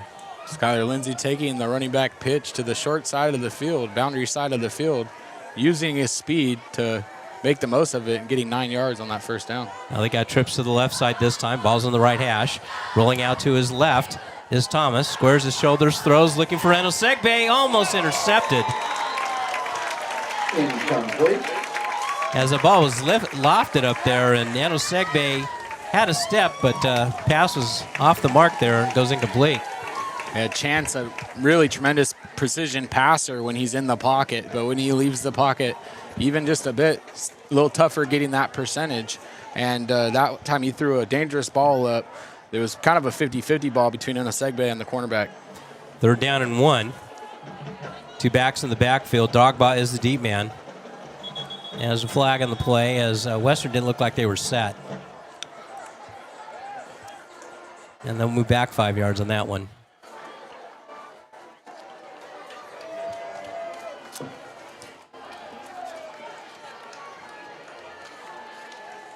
Yeah, procedure. So they'll move the ball back to the 30-yard line. They'll bring up a 3rd down and 6.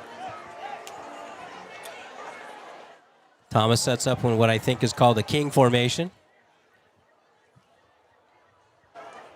As Inskeep comes into the ball game, replacing Osegbe. He's in the slot to the right side. He goes in motion. Handoff. Dogba right side. He's in trouble, and he'll lose a couple on the play. He'll get taken back down to the 39-yard line as Trabuco Hills is waiting for that one. That's right there why I typically don't like running the football to the boundary side, especially twice in 2 or 3 plays. That's going to bring up a 4th down and 8. It's not a whole lot of real estate to work with there for the running back. Trips out to the left side. That's Hardy, Nunley, and then Trabuco Hills jumps off sides. Great job there by the coaching staff and Chance Thomas to give that that count a chance right there and pick up some free yards there on 4th down, make it a more manageable 4th down. So the trips out to the left side are Jonathan Hardy, Ernest Nunley, and Bunchy Young to the left. Aiden Payne by himself to the right on 4th down and 4 now. Lindsey offset to the right. Ball is on the right hash mark. 4th and 5. Thomas back to pass. He's got time. Now he scrambles to his right. He's got room. He's got the first down. Inside the 20-yard line, or down to the 20-yard line, goes Chance Thomas. Actually stepped out before that, right around the 23. Yeah, it's a high IQ play by Chance Thomas and Aiden Payne. Aiden Payne with the short route off to that side. As he sees Chance rolling out, breaking the pocket, and that nobody's in front of him and Chance is likely going to run, he breaks his route downfield before Chance crosses the line of scrimmage so that he pulls his defensive back with him. Now Chance is wide open to run for that first down. Good teamwork. 1st and 10. Western, they've got it at the 23-yard line of Trabuco Hills. Trips to the left side in a bunch. Lindsey directing traffic. Everybody looks like 3 Stooges out there. Thomas rolls out to his left. He's in trouble now. He rolls back to his right. Now he just throws it away. Incomplete. You know, nothing good happens when he rolls out to his left. No, I've yet to see a play work. He doesn't do a rollout to the left like a normal quarterback would. Normal quarterback actually takes their depth when they roll out, then turns their hip to throw it when they find. Now Chance, he's already got his shoulders turned that way, and he's looking for the receiver, but it's affecting the depth of his rollout, and it allows the defense to get to him quicker. 2nd and 10. Dogba, deep man, 2 men in the backfield. Dogba in motion. Lindsey gets it. Left side he goes. Actually, that was Hardy that was in motion. Lindsey keeps it. Takes it to the 16-yard line. Tough bit of running there again by Skylar Lindsey. So there's an injured Trabuco Hills guy down right at the 20-yard line.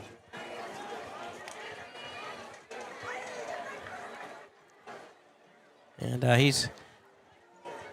he's not feeling too good down there. He's hurting. So there's 5:54 to go here in the first half. It's 25-0 Western. Justin, what are your takeaways so far? Like I said earlier, I think we've had some first halves that looked really good, and then we allowed teams to get right back into it. Tonight, that's not the case. Defense is playing with a lot of pride. You know, I think that's really key right now. It's like you're at the end of the season, you're averaging giving up 29 as a defense. That's not nice. But you put a goose egg on the board tonight, you can bring that average down by 3 or 4 points over the season would be tremendous, right? As a defense, coaches usually tell you, right, hold them to 17 or less, and my offense must win the game for you guys, right? Yeah, perfect. So that's kind of what you want to live by a defense is that 17 or less, and I'd love to see us continue to hold on to this goose egg tonight, play this game all the way through. I feel like we've been a bit inconsistent in some of the games we've let in and let lesser teams creep back into the game.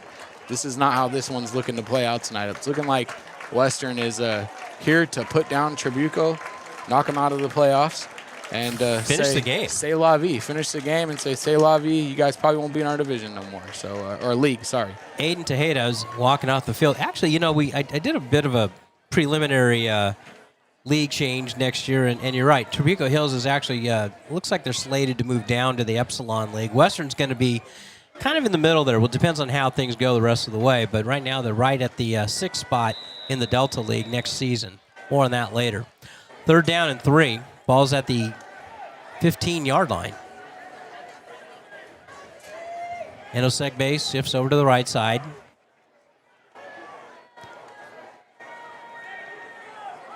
Busted play back there. Thomas rolls out, throws it away. 4th down. It looked like Thomas and Lindsey not on the same page of where the running back was supposed to go on that play. And yeah, he had that. First off, that's a formation you don't see Western running too often, or at least not too many plays successfully. So it's 4th down. Again, this could be also a function of Coach Davidson putting plays out there now when this game kind of gets out of reach. It's stuff that anybody who the first round opponent's going to be is going to be looking at it and saying, all right, well, we got to defend this stuff. Correct. 4th down and 3. Lindsey Gets directed by Thomas. Now he's off to the slot in the left side. Thomas trying to get him to jump on 4th down.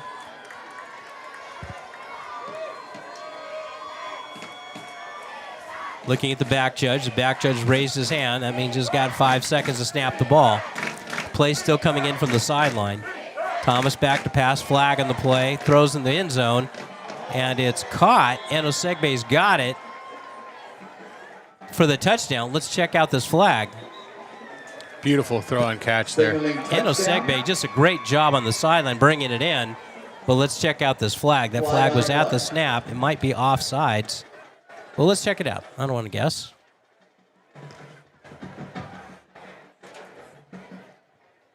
Official's coming over to explain himself here.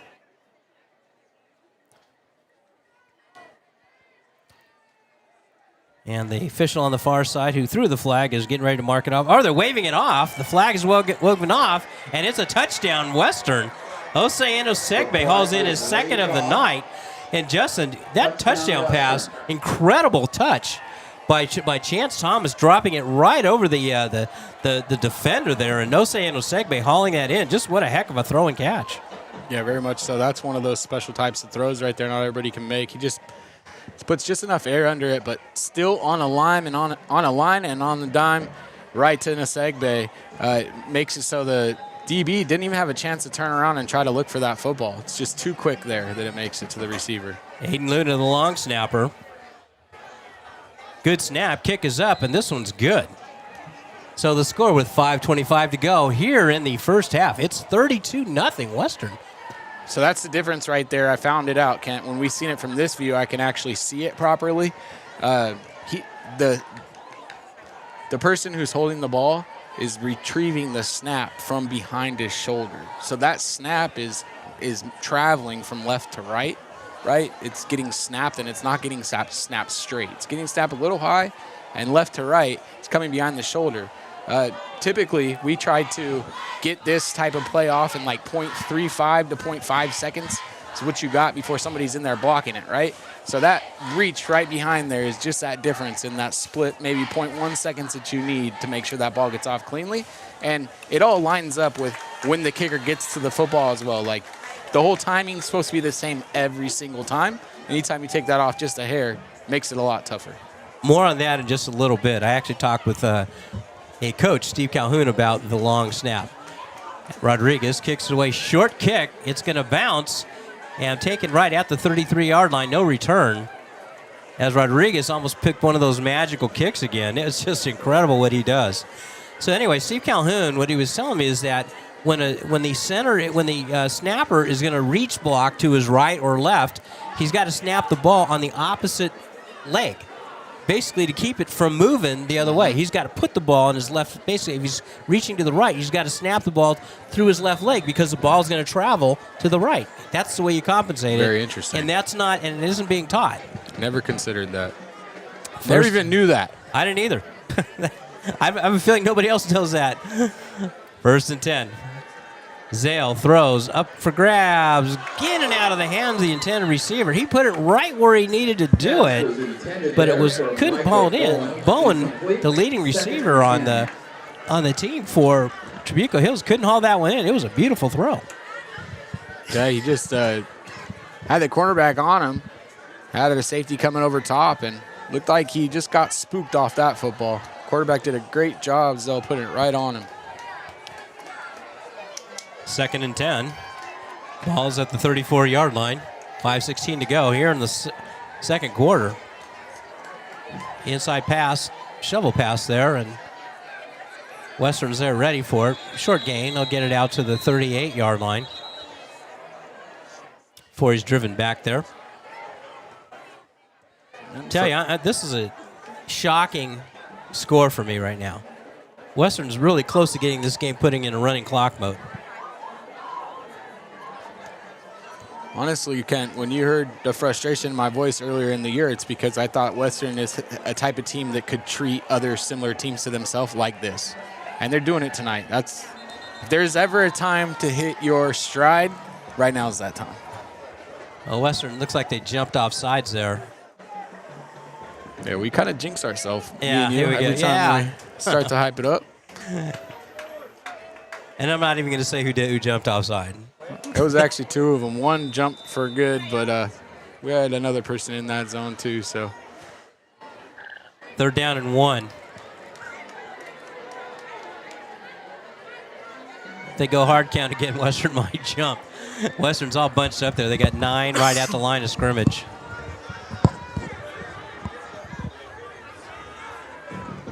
Zale hands off. And no, he actually kept it around the left side himself. Pulled out of it, and he looks like he's got the first down out to the 45-yard line. And guys, a quick update for you with inside of our league tonight. El Medina and Cypress are playing each other. El Medina is away at Cypress, or Western, right? That's where we play, where Cypress plays. El Medina is up 13-3. El Medina looking to get that final win that they need to make it in the playoffs themselves, possibly. And more for you guys in a bit. 1st and 10. Play action fake, rolling out to his right. Zale, he's got time, throws complete, right side, first down. And knocked out of bounds there. And a late flag there on the backside. Not quite sure. That's a unsportsmanlike conduct or a late hit or what that was, but definitely an unnecessary penalty for whoever that was called on. That play was already pretty much completed, pass completed, ball down the field. Very late flag coming in behind the quarterback. Well, there's a personal foul against Trabuco Hills, so that's going to wipe out a big gain down to the Western 41-yard line. You got to imagine if they're getting frustrated. That's not a typical Trabuco Hills type of No, that's play that you'd see. That's such a back-breaking penalty. I mean, the ball would have been at the Western 41. Instead, you're back to your own 30-yard line. I mean, and the quarterback had completely rolled out to the other third of the field. He was nowhere near, so that battle you're having back there was non-existent in the use of the game, right? 1st and 25. Zale play action fake, throws complete. Out to the 40-yard line. Picking up 10. A big tackle made on that play. That's Taiwan Nesby coming in. Nesby actually played quarterback in the 4th quarter there for Western last week. Second and about 15. Poor kid, he's out there going, man, I haven't thrown the ball in I don't know how long. The Western was really struggling in that 4th quarter. 2nd down and 15. Trips to the left side this time.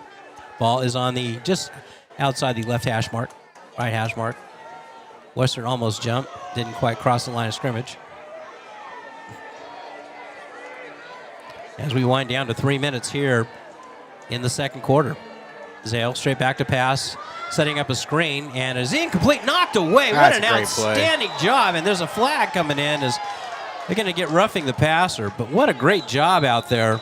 That right there is it being coached right, the screen being coached right to your linebackers and your linemen. Your D lineman didn't overdo that screen and keep running. Only one did run after the quarterback, right? And that's who's going to be the penalty on for the late hit. Well, surprise. Javion Springs, that was an incredible play by him. And we haven't called his name this season. 28, Javion Springs. Yeah, you're right. 28 and 44. Yeah, that's 44 is the one that knocked that ball down. That's Dogba, right? No, that's Rufus. That's Deshaun Rufus. Rufus. And the penalty on the far side, the late hit, was actually Danielle Bowens. Big athletic kid, but again, that not a smart play. 1st and 10 at the 45-yard line of Western. Sets up, throws. Whoa, ball is low. Thankfully, Zale threw that one low because Dogba was right on it. And if he throws that up at his normal pass, Dogba's going the other way. I don't even know how Zale seen that. I don't even think he's seen Dogba coming right there. I think he just decided the play is a dead play. That's Zale doing his best Peyton Manning impression.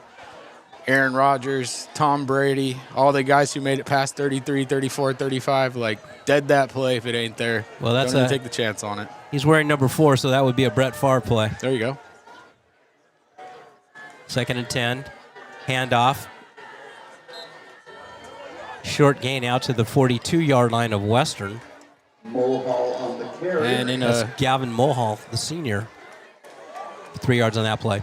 Great job there by the defense. Get another stop. We're holding strong here. I'd like to continue getting these 3rd down stops right. Force them to go for it on 4th down. We have not seen Javion Springs in I don't know how long. He's been injured for most of the season, I think. Unless I got this one wrong. Only a sophomore. Sets up throws, complete left side. Mulhall's got it. And ridden down inside the 40-yard line to the call it the 39. It'd be a fourth down and 4 to go there, as we're at the 2-minute mark here in the first half.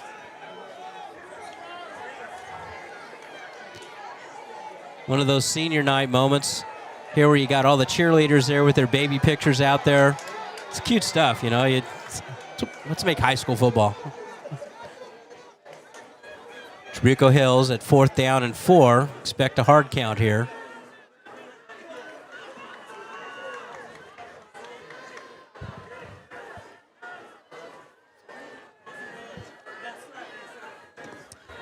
You know, considering the score of this game, they're pretty. The crowd's actually still into this thing pretty good.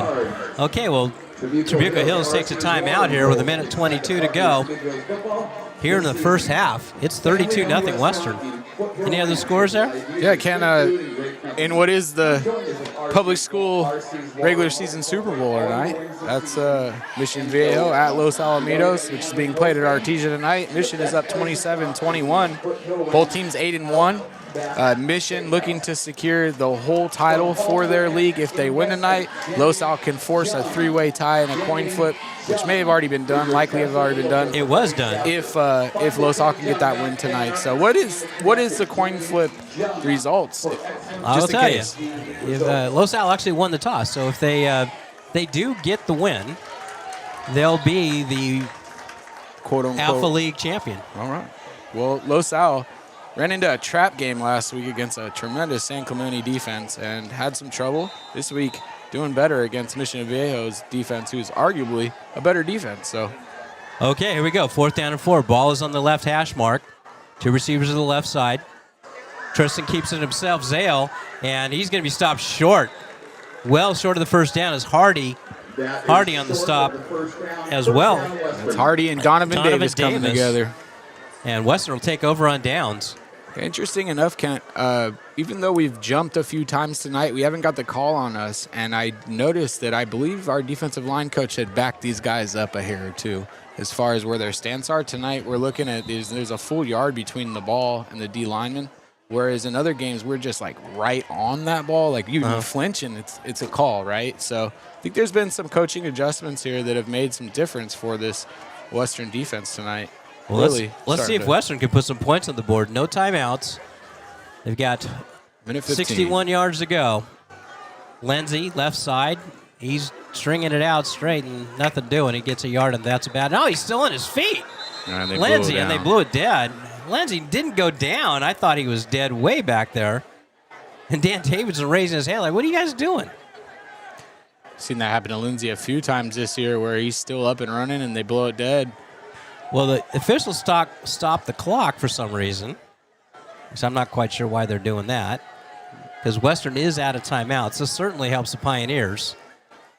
I'm not sure what they'd be talking about, but it's certainly a benefit to the Pioneers, as now we're looking at 2nd down and 9. Well, maybe we're going to replay 1st down. I don't know. The sticks are moving back and forth. See what the officials are doing over there. Okay, we're going to replay 1st down, it looks like. And, yeah, the play never happened. Okay, we're back to 1:03 to go. There we go.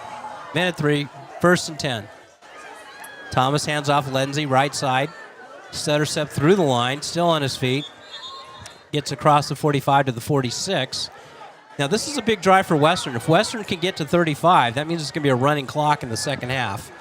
And now you get to rest your regulars for the playoffs. Western snaps the ball at 38 seconds. Thomas has got time. Throws deep downfield, nothing doing. Looking for Payne, but he was 5 yards out of bounds, incomplete. 32 seconds to go. Bringing up a 3rd down and 4. Make it 3rd down and 3. Certainly an entertaining ball game if you're a Western Pioneer fan. Definitely. BD shakes his head in agreement. This is the one where it comes together for him. 3rd down and 3. Ball's on the right hash mark. Trips to the left side. Thomas rolls out to his left. Now it goes back to the right. Wide open. Got it. Lindsey down the sideline. Gets out of bounds.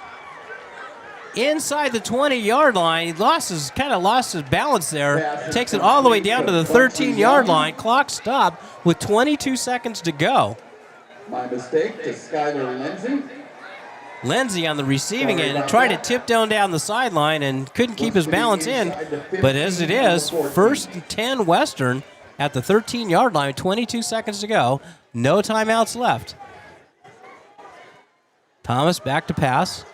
Sets up, throws over the middle, incomplete, looking for Aiden Payne. Incomplete. Ball just sailed past him. Not really catchable as Thomas put some mustard on that one.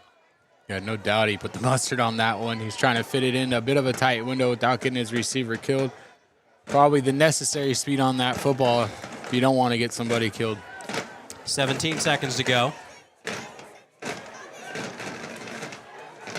Ball's on the right hash mark. Nunley in the slot to the left. Bunchy Young is singled up on the left side.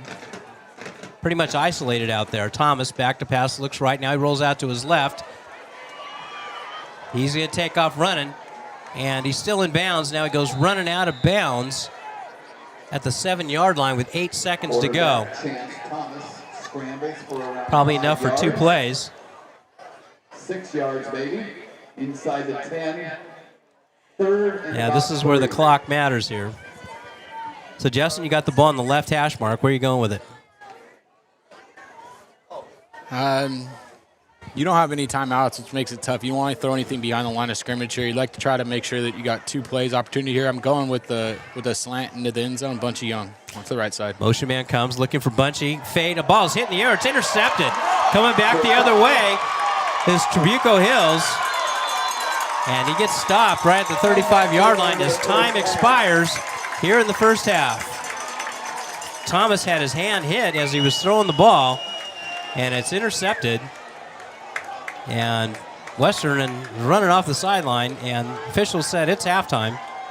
One official said there's 1 second left, but Trabuco Hills said we got 1 second, and doesn't look like it.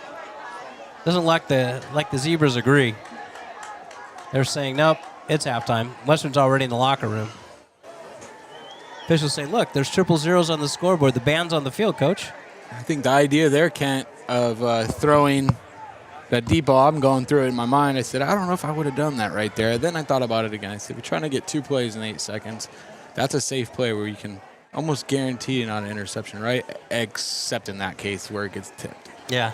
Right, that's like the only case. Usually that's a throw for chance that you can guarantee you can't get intercepted. I don't like running a fade with that little space to the end zone.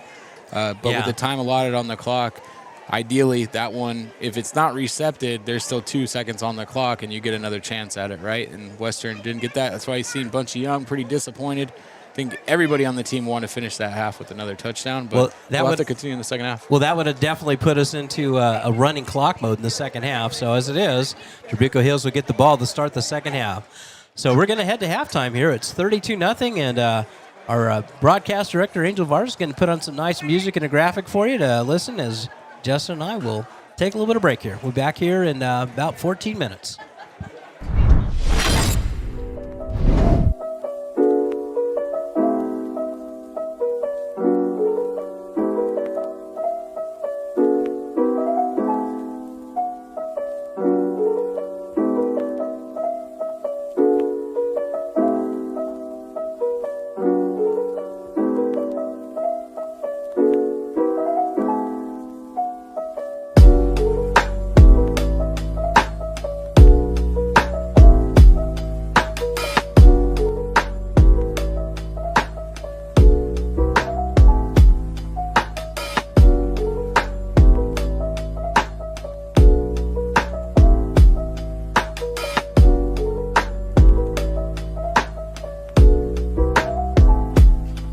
Watching the Pioneer Press PSPN edition. We'll be right back after a quick halftime break.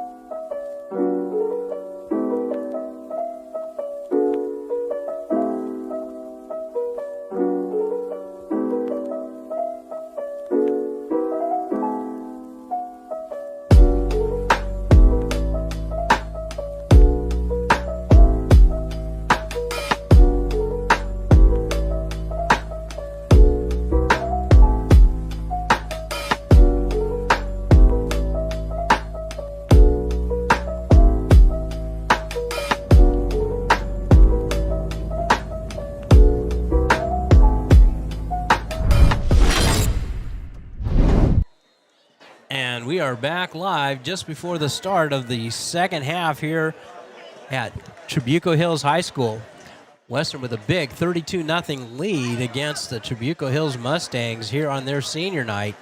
Big crowd here at Trabuco Hills High School still, but wow, I got to tell you, Justin, I'm shocked at the score right now. Chance Thomas with 4 touchdown passes, all from long distance, and Skylar Lindsay with a big run himself. Yeah, and I'd really like to see Western come out here in the second half, keep their foot on the pedal, and get this to a 35-plus point lead and give these guys some rest before next week, Would be very nice also for our defense to stick it out. Try to hold this donut on the board. Let's look at this second half is 0-0, and we want to beat them in the second half. That'd be how I'd look at it as a coach right now. Yeah, I think you're absolutely right, and then get the rest of the players in, that really don't get to play much, and because when you get in the playoffs, it's you could need one of those guys. Absolutely, and on a night like tonight, why not? I mean, it's you got to think this game's well in hand. Trabuco Hills isn't really a big offensively scoring team. They only average scoring on offense 19 points a game, and there's nothing that I've seen so far that's going to say that they're explosive.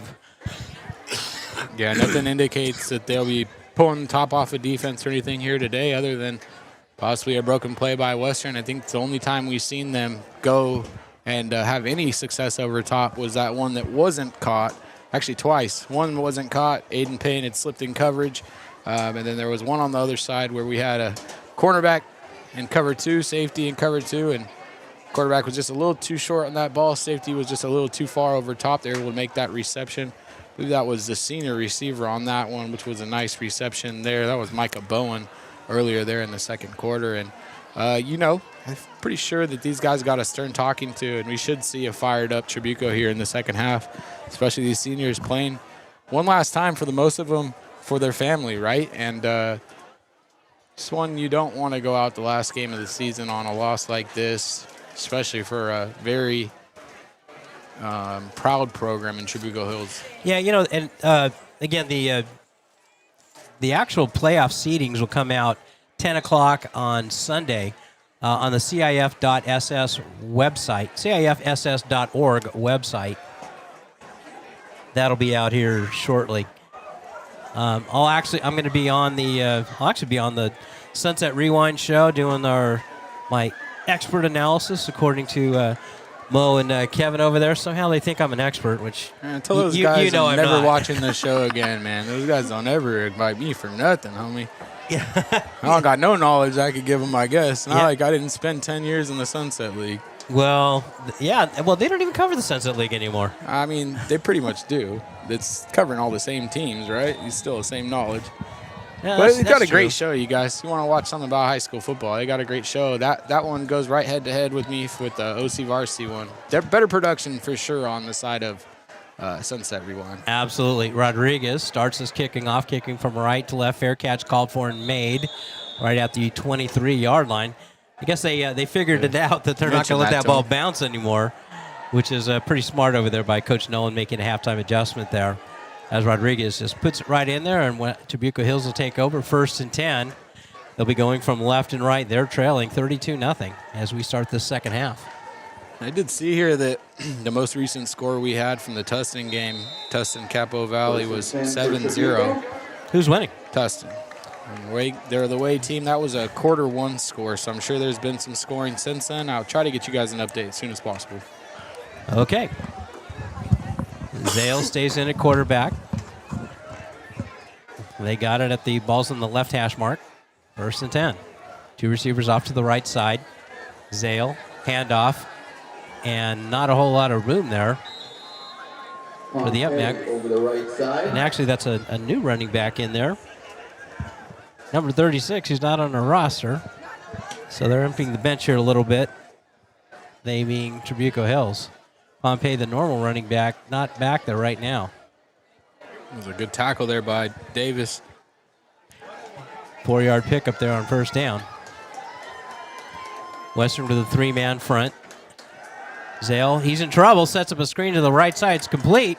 And Nunley comes up and makes a sure tackle after a short gain. Ernest Nunley comes flying up there along with help from Jacob Taylor. Very short gains can bring up a 3rd down and 7. They actually lose a little bit on that play. Dixon Cruz on that catch. Western doing a good job of not biting completely on that attempt at the screen. 3rd and 7. Haven't seen Ian Douglas in the game. You got to wonder if he's okay. 3rd down and 7. Zale. Oh, hit in the backfield and dropped. Oh, what a stick. Right, Aiden Luna. Oh, my. 3-yard loss on that play. And that's going to bring up a 4th down and 4th down and 11, and they'll send the punting unit on. It's a big jump Aiden has made from last year and continue to get better all season this season. Yeah, he's only a junior this season as Aiden Luna comes up fired up as Western gets him 3 and out. Western right now doesn't have anybody back to receive this punt. Do they even have 11 on the field? How many do you count? 1, 2, 3, 4, 5, 6, 7, 8, 9, 10, 11. Yeah, they're not. They didn't have anybody deep. The ball's going to bounce, and fortunately for the Pioneers, just take a sideways roll. That's just kind of a surprising move there, but I guess they wanted to prevent the fake. I don't know. What do you think, Justin? Yeah, you're a football guy. You know this stuff. Couldn't scratch at that one, Kent. Really couldn't scratch at that one. Not really sure how that ended up happening. I'm sure there's a reason beyond my abilities. There's usually the coaches have been doing this for decades. Know a little bit better than that. 1st and 10, Western. They got it at the 43-yard line.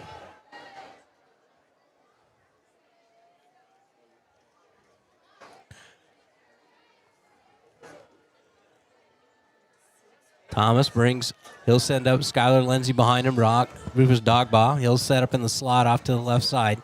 2 receivers on the right. Now Dogbaugh goes over to the motion to the right side. Lindsey gets it right side. Breaks through. He's at midfield. Takes a big hit and gets out to the 45-yard line of Trabuco Hills. I don't know if he gave the hit or the other guy gave the hit back on him.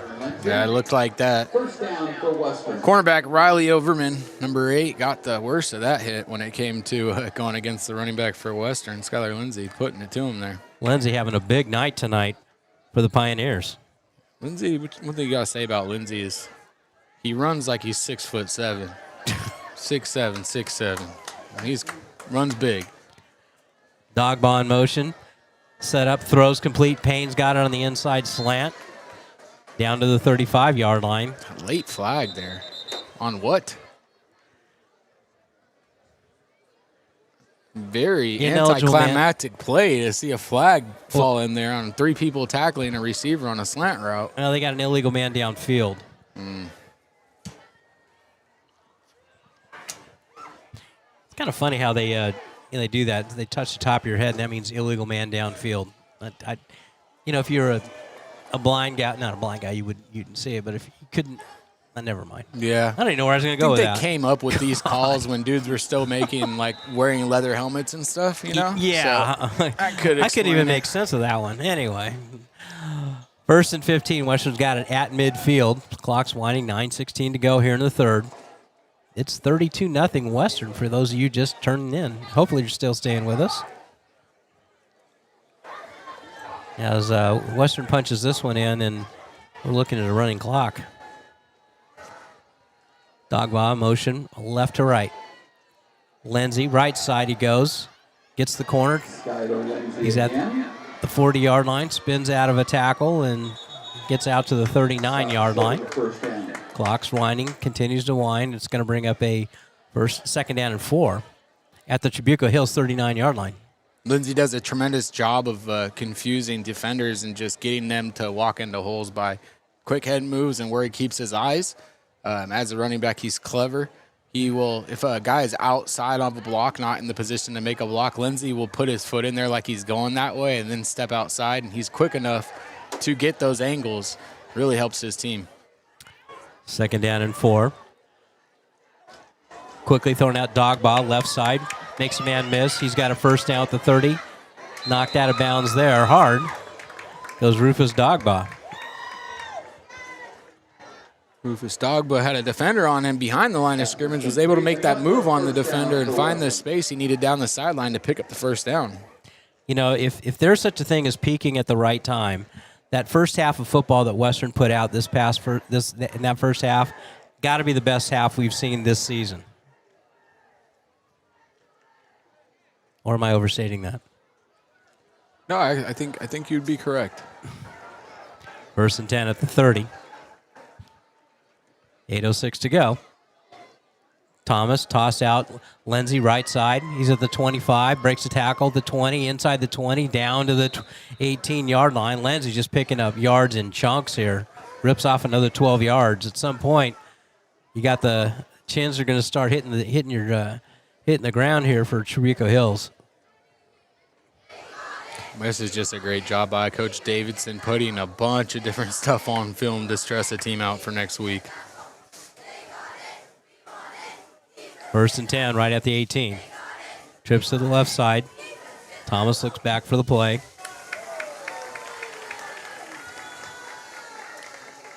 Ball's on the right hash. Thomas straight back.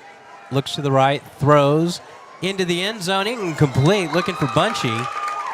And well covered over there. Bunchy could not bring that one in. 2nd down.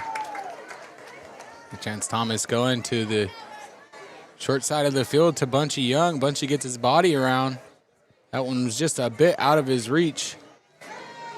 He got a hand on it, but quarterback played some good coverage. Bunchy wasn't able to come up with the catch. 2nd and 10. Thomas will send trip receivers off to the left side. Quickly throws. Payne's got it. Breaks a tackle. He's at the 10. Stumbles and hauled down right at the 10. He'll pick up close to 8 or 9 yards on that one, bring him 3rd down and short. You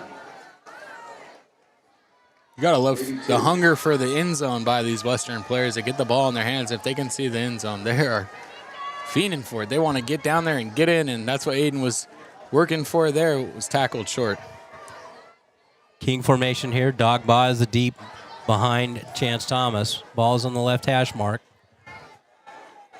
Eno Segbe inside a bunch of Young to the right. Dogba right side he goes. Cuts at the 10. Still driving. He's got a 1st down near the 5-yard line. 1st and goal Western. Great vision and patience there from Dogba. Ready to stretch that one out and waited till about the last minute to find that hole. Breaking up the line, going north and south. Was able to pick up the 1st down due to that good decision. 1st and goal. Western, this drive has mostly been on the ground. We'll see who gets to cap this one off. Thomas comes out. He'll shift Lindsey off to the right side on 1st and goal. Thomas back, pass, rolls to his right. He's in trouble. Down he goes. Back to the 11-yard line. So that ball out there again, Kent. Very scary. He's got it hold up over his head as he's getting tackled by 2 guys, and he comes up limping. I mean, you're that short to the end zone. I think you got to just throw that one straight at the pylon, right? You got a receiver right there in the end zone. He's 5 yards into the end zone. You just throw that one at the ground at the pylon and call it a day, you know? If there's an Achilles heel for the Pioneers, it's the sacks this season. 2nd and goal from the 11.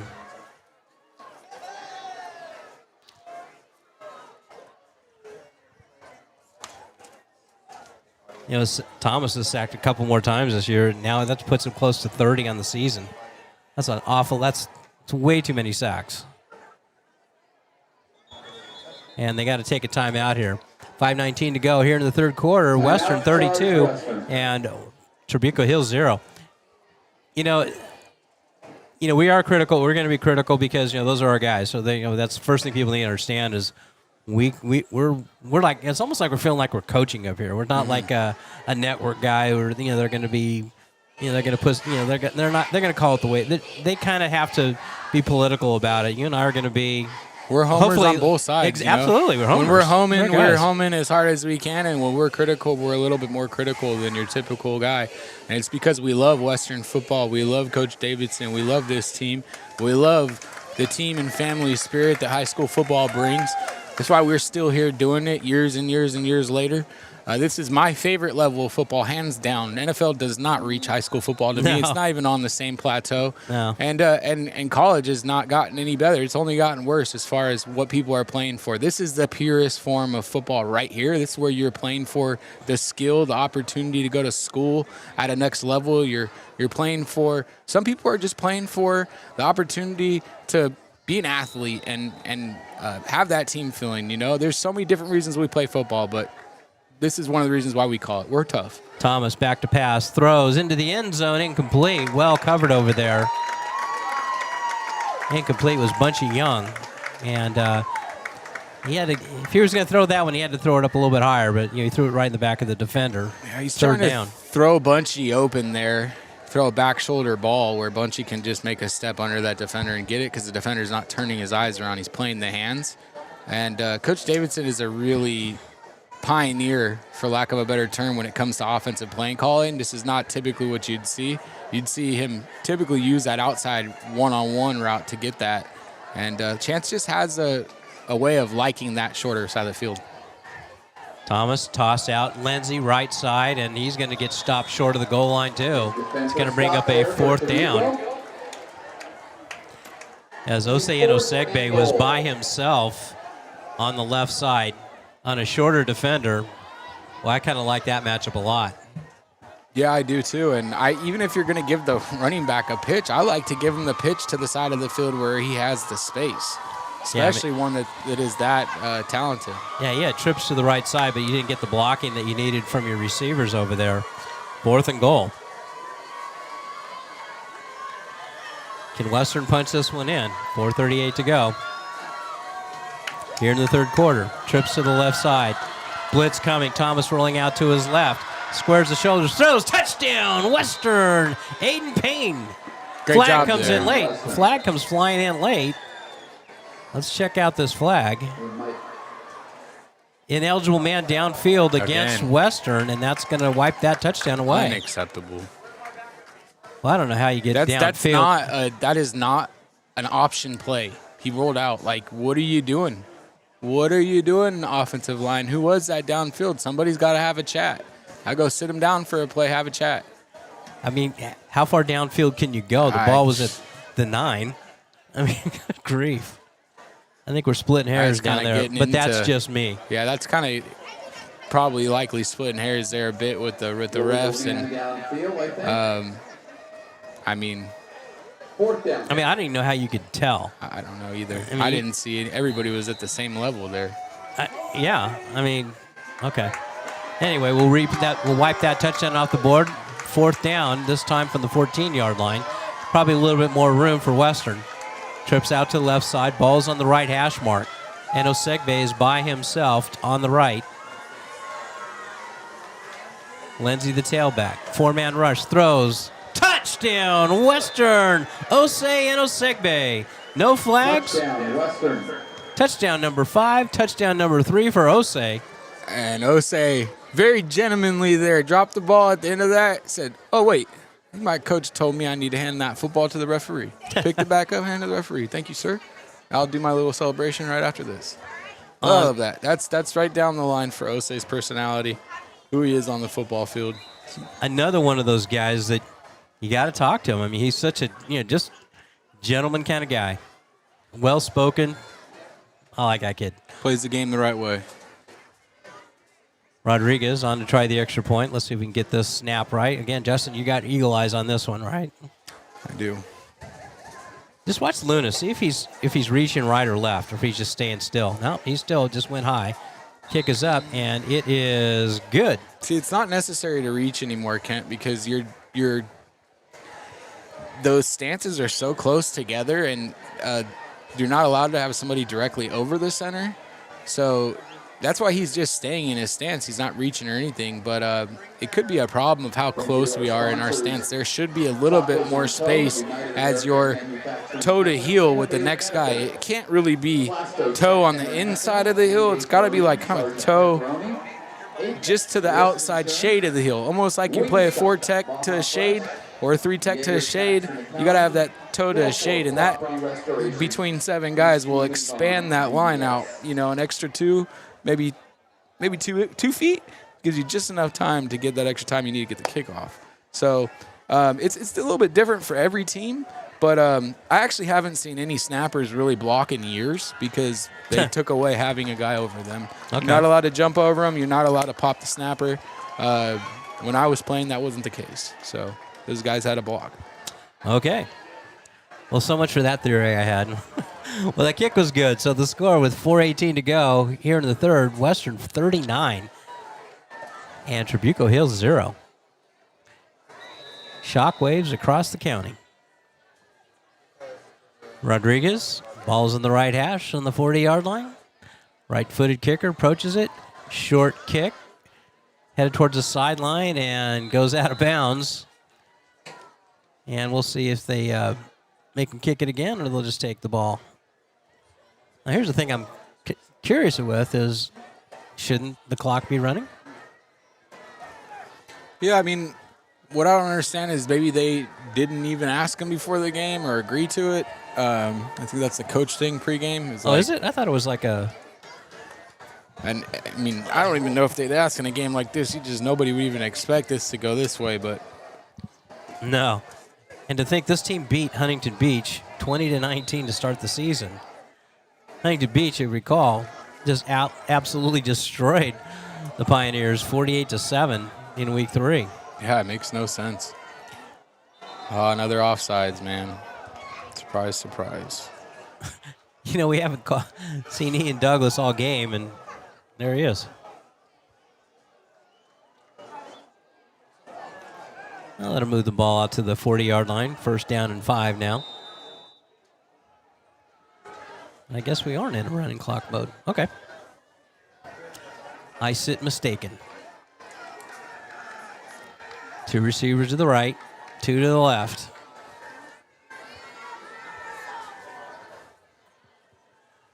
Zale, handoff, left side. Not a whole lot of room over there. Look like Mulhill. And, I don't see number 3 for them.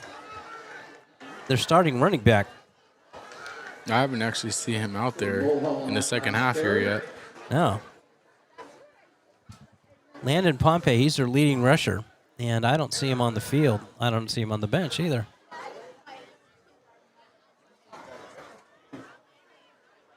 So Mulhall's taking over. Looks like Tustin's now up 28-7 on Capital Valley, pretty much securing. This is per Dan Albano 2 minutes ago. So they look to be securing the championship for our league. Yeah, that's not entirely a surprise. That Western team, that Tustin team is really good. I see Pompey on the sideline. He looks like he's okay. Western with a silly foul for unsportsmanlike conduct.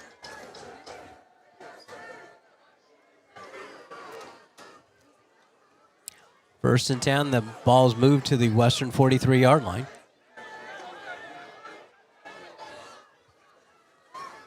As we hit a little bit of a lull, now we wind the clock.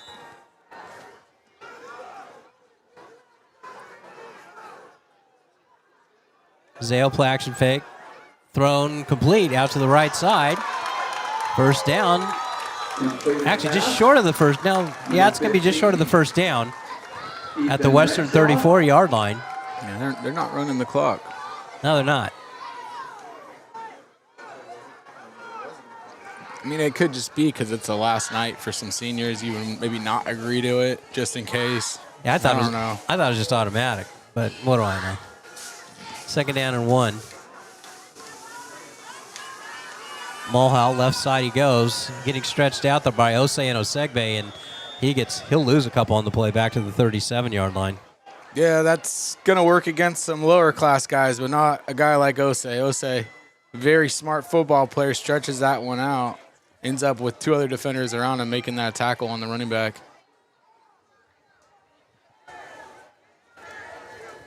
Well, there's still a shocking score up at Artesia High School as Los Alamitos with a 35-34 lead on Mission Viejo, the #1 team in Orange County.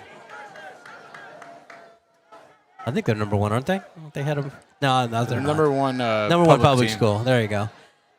Zale in trouble, being chased by Dogba. He just throws it away. I mean, honestly, Ken, it's a kind of a shame that they aren't quoted number one. They beat Santa Margarita, who beat Mater Dei. They hold them to no points. They only lost one game, which was, I believe, an out-of-town game against a top 10 or 11 team in the nation. And then somehow they dropped down to like 6 in the county. That don't make any sense to me. So that's been kind of off all year. And Ken, a quick update from the TV staff. That's 42-34 right now with 7:22 left to go in the third. Los Sal is up on Mission Viejo for a chance at the league title or a share at the league title. They would get it. You win a coin toss, you get it. It's yours. You get the patch. Fourth down. Zale back to pass, throws behind the receiver, incomplete, and Western will take over on downs.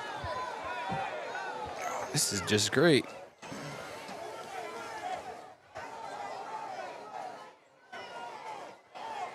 A little pushing and shoving after that play there.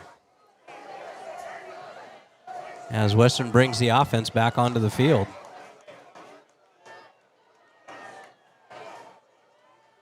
And I'm seeing some cleaner jerseys out there for the Pioneers. This might be what we have to do next year, Kent. They've got an actual live feed here for another one of the games on Twitter. Wow. That's actually how you're supposed to do it, right? Hand that to the BD. Yeah, BD needs to see get that. on this, baby. Yeah, BD, you got to check this out. We need that. Seems that NFHS decided not to cover this game. You know, when they say they're going to cover a game, don't they have to put that money out or something? Well, Just they already do paid it for the away? rights, but then Okay. it just blocks it. Thomas hands off. Right side. Oh, taken down hard. Looked like by the face mask.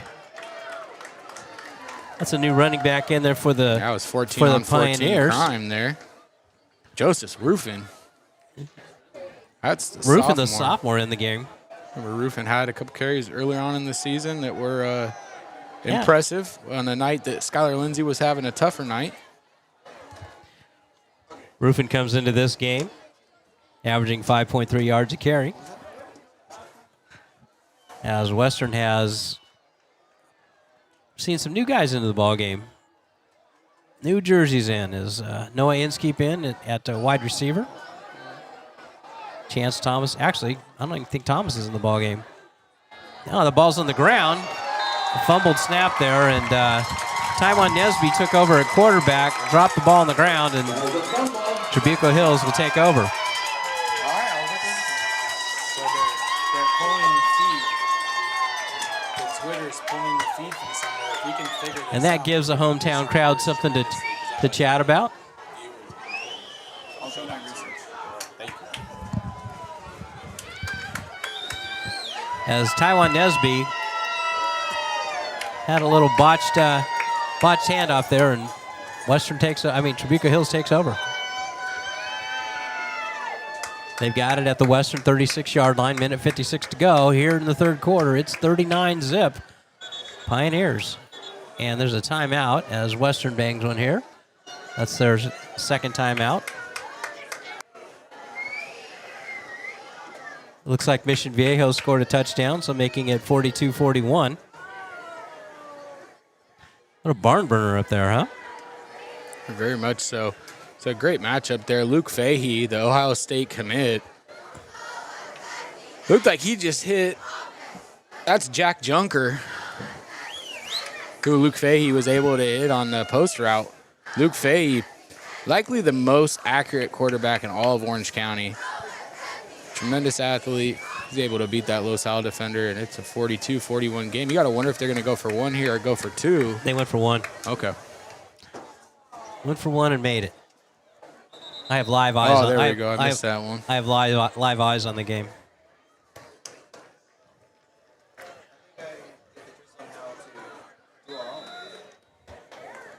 Okay, let's start again. First down, Trabuco Hills at the Western 36-yard line. Zale back to pass. He's got time. Now he's being chased. Got a whole bunch of white jerseys after him. He throws and caught. Nice. Going down to the ground to pick that pass up was Bowen. Pass is complete. Picking up 9 yards. Nice bit of scrambling there by Tristan Zale. Yeah, that's good old linebacker rule is hook to curl, guys. Hook to curl, right? And right behind our linebacker there, Jacob Taylor, was the hook route, which was what was recepted there for the catch. Jacob Taylor kind of got lost in space there as the quarterback was rolling out. 2nd down and 1. We're at 1:17 to go. Handoff, Mulhay. He's got a first down. Down to the 20-yard line. Tackle on that play. That's that young sophomore over there, Bryce Bias. Nice to see 32 back on the field, right? It's one of those numbers we've seen a lot of last year. And Bryce Bias taking that number over this year. Oh, that's right. That was Malachi Alatorre's number. Correct. We're at 1 minute to go here in the 3rd quarter. It's 39-0 Western. Trabuco Hills on the move. They got it at the Western 20-yard line following a fumble recovery. Zale back to pass, looks right, throws, and it's incomplete. Good coverage out there by John Hardy. Yeah, some fans don't like that one too much. You can't battle that one. They're having a body battle there within 5 yards, and then a little bit deeper. The cornerback on that side, I think that was Ernest Nunley on that play, just takes him out. No, that was actually John Hardy on that. Okay. So, yeah, he just blocked off his route. He didn't allow him to continue running to the top of that route. He didn't do it with any kind of damage to him or like long arms or anything, so it doesn't get called. And had some fans that weren't liking that too much. 2nd and 10. Empty backfield for Zale. Danielle Bowens into the ball game at right defensive end. Back to pass. Bowens. It's always Bowens being held badly. Throws up for grabs. And the ball's knocked away and almost intercepted. Looks like Nunley had it, but Nesby came and knocked him down. And there's a roughing the passer against Western. Roughing the quarterback. That's just not. Oh, man, that's the second one. That's the second unnecessary roughing the passer. And we're not going to mention a name because it comes from the same guy and a guy that's had problems with that earlier on in this season. And, yeah, this is kind of one of those games where he just walked right past his coach, took off his helmet. I go sit him down the rest of the game. Yeah. Go sit down. Don't get back up. Exactly. That's just, you I'm got to be sick kidding of me. it. As a coach, as a teammate, come on, my man. You knew you had no chance of sacking that guy. He was 5 steps away from you when he threw the football. Why are you making any contact with the guy? Yeah, totally agree. Just can't help yourself. That's really what it comes down to is like, God. Well, that makes it a first and goal at the 10-yard line for Trabuco Hills. Toss, and that's Mulhay. He's got it. Driving to the 5-yard line. Yeah, and it's just really sad, Kent, because you throw away a possible shutout with a play like that. Right. Well, it's, what do you call it? Selfish play? Yeah, and here's... It's just when you're chasing somebody from behind and you see him throw the football, there's just no reason to make contact. I mean, it is the definition of being selfish. 2nd and goal. Fortunately. 4 seconds left. Toss, left side. Headed for pay dirt and short. We stopped right at the 1-yard line. And that's the end of the 3rd quarter. So with 1 quarter to go, it's Western 39 and Trabuco Hills 0. They'll switch all the way down to the other end of the field to start this 4th quarter. That's Bryce Bias coming up from the DB position. More so playing in the box in that play. I would be interested in seeing Bryce move down to linebacker next year. Showing some good instincts. He's a linebacker, I think. Well, he's listed as a DB, and he's got like the last guy into the box. Uh-huh. So he's one of those guys you could see like holding down. He has the instincts to play any backer. Like he could play middle, outside. You just see he's not very impressive as a sophomore, just like, but he's at the ball every time, and he's making tackles. That's what you need from backers. Huh. So I like to see that. Looks like Kent Losal is in. Yeah, they're down inside the 5. 1st and goal. Looks like they're punched it in. Touchdown. What? Losal. Cantillis. We're calling 2 games at once. Yep. Interesting enough, we can do that when Western's up 39-0. If this one was a tight one, we wouldn't even be able to take a look at that other game. I got to wonder if this means it'll be a running clock for us in the 4th quarter. Maybe they just run in the 3rd quarter. We got to get some clarification on that. We might have to get the old zebra guy on the message board to start listening in, Ken. Give us some live clarification. Yeah, do we even have a message board going there, BD? Anything happening on the message board? Okay, here we go. 3rd and goal as they get down to the 2-yard line. Western wanting to keep the shutout intact. Handoff, Mulcahy stopped short. Great job. No, that was Deshaun Rufus on that stop. 4th down. You know Western wants to keep the shutout intact. It's 4th and goal now from just outside the 1-yard line as we start this 4th quarter.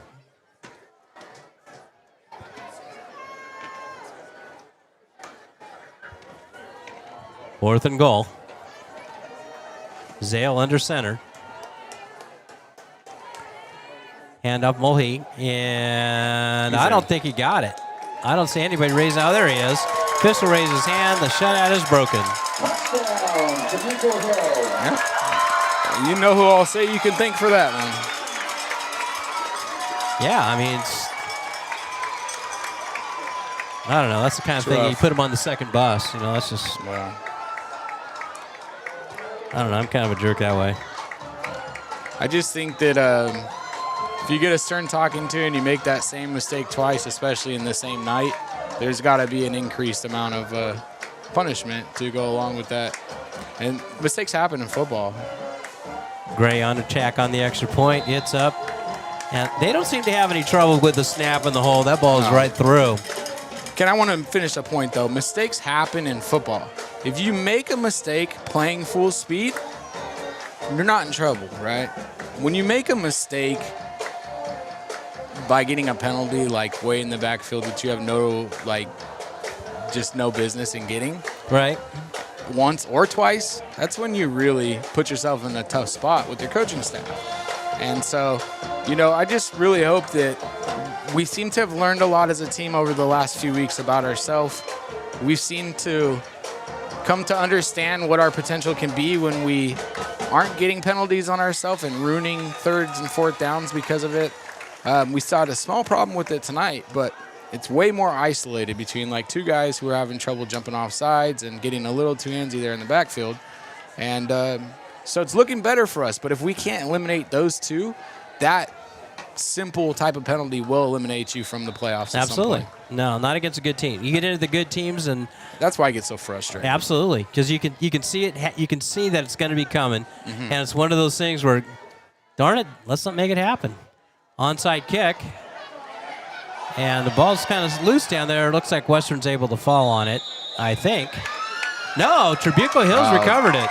Western's got to practice that, Ken. That is, you got to go up there and block for your guy. Western looked like John Hardy was on it. Yeah, it looked like John Hardy had it surrounded, but it took a little bit of a hop, and it wasn't like anything particularly special. Wow. That was Mission Viejo just scored a touchdown as well in their game. They 1-play touchdown against Los Al.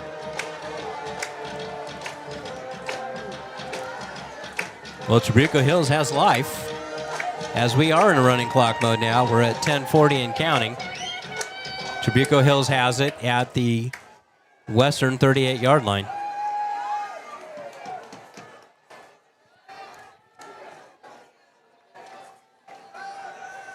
Zale throws up, caught, flag on the play.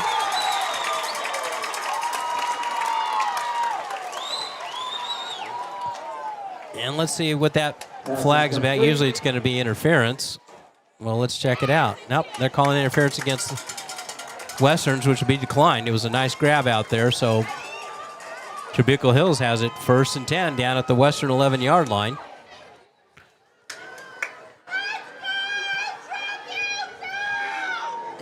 I got to say something about Trabuco Hills band. The marching band's actually going to England for they're the only team, the only band in California going to England for the New Year's Eve parade or the New Year's parade. So congratulations to Trabuco Hills marching band. Zale loses the ball. It's on the ground. He picks it up, takes off running, and Dogbutt bangs him but doesn't wrap him up. Zale had it, fumbled it, dribbled it, almost like a basketball play, and tried to get to the outside with it, and no gain on the play. Fortunately, they were able to pick it up. Yeah, that was 2 big hits on that play, though.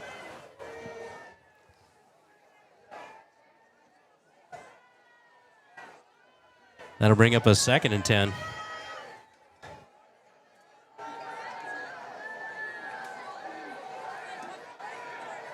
Zale empty backfield. Looking left. He's in trouble. Hit. Down he goes. Another sack. That one came from the blind side. This was John Hardy again.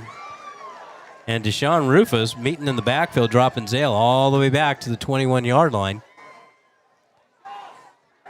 That'll bring up a 3rd down and long for the Mustangs.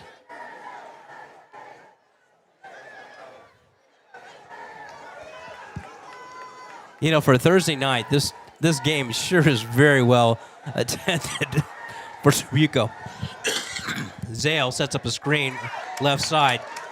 Short gain as Deshaun Rufus collapse on that along with Bryce Bias to stop him for a really short gain. That'll bring up a 4th down at the 18-yard line. First down marker lies at the 3. And looks like they're sending Gray on to try a field goal. This would be his first field goal attempt of the season. From the left hash mark, a 35-yarder. Rodriguez going to try a field goal. Guess it's only right, Kent. You put the senior out there to give him an opportunity at putting one through. Well, he certainly got the leg for it. They moved. So he's going to have to do it from 5 yards back.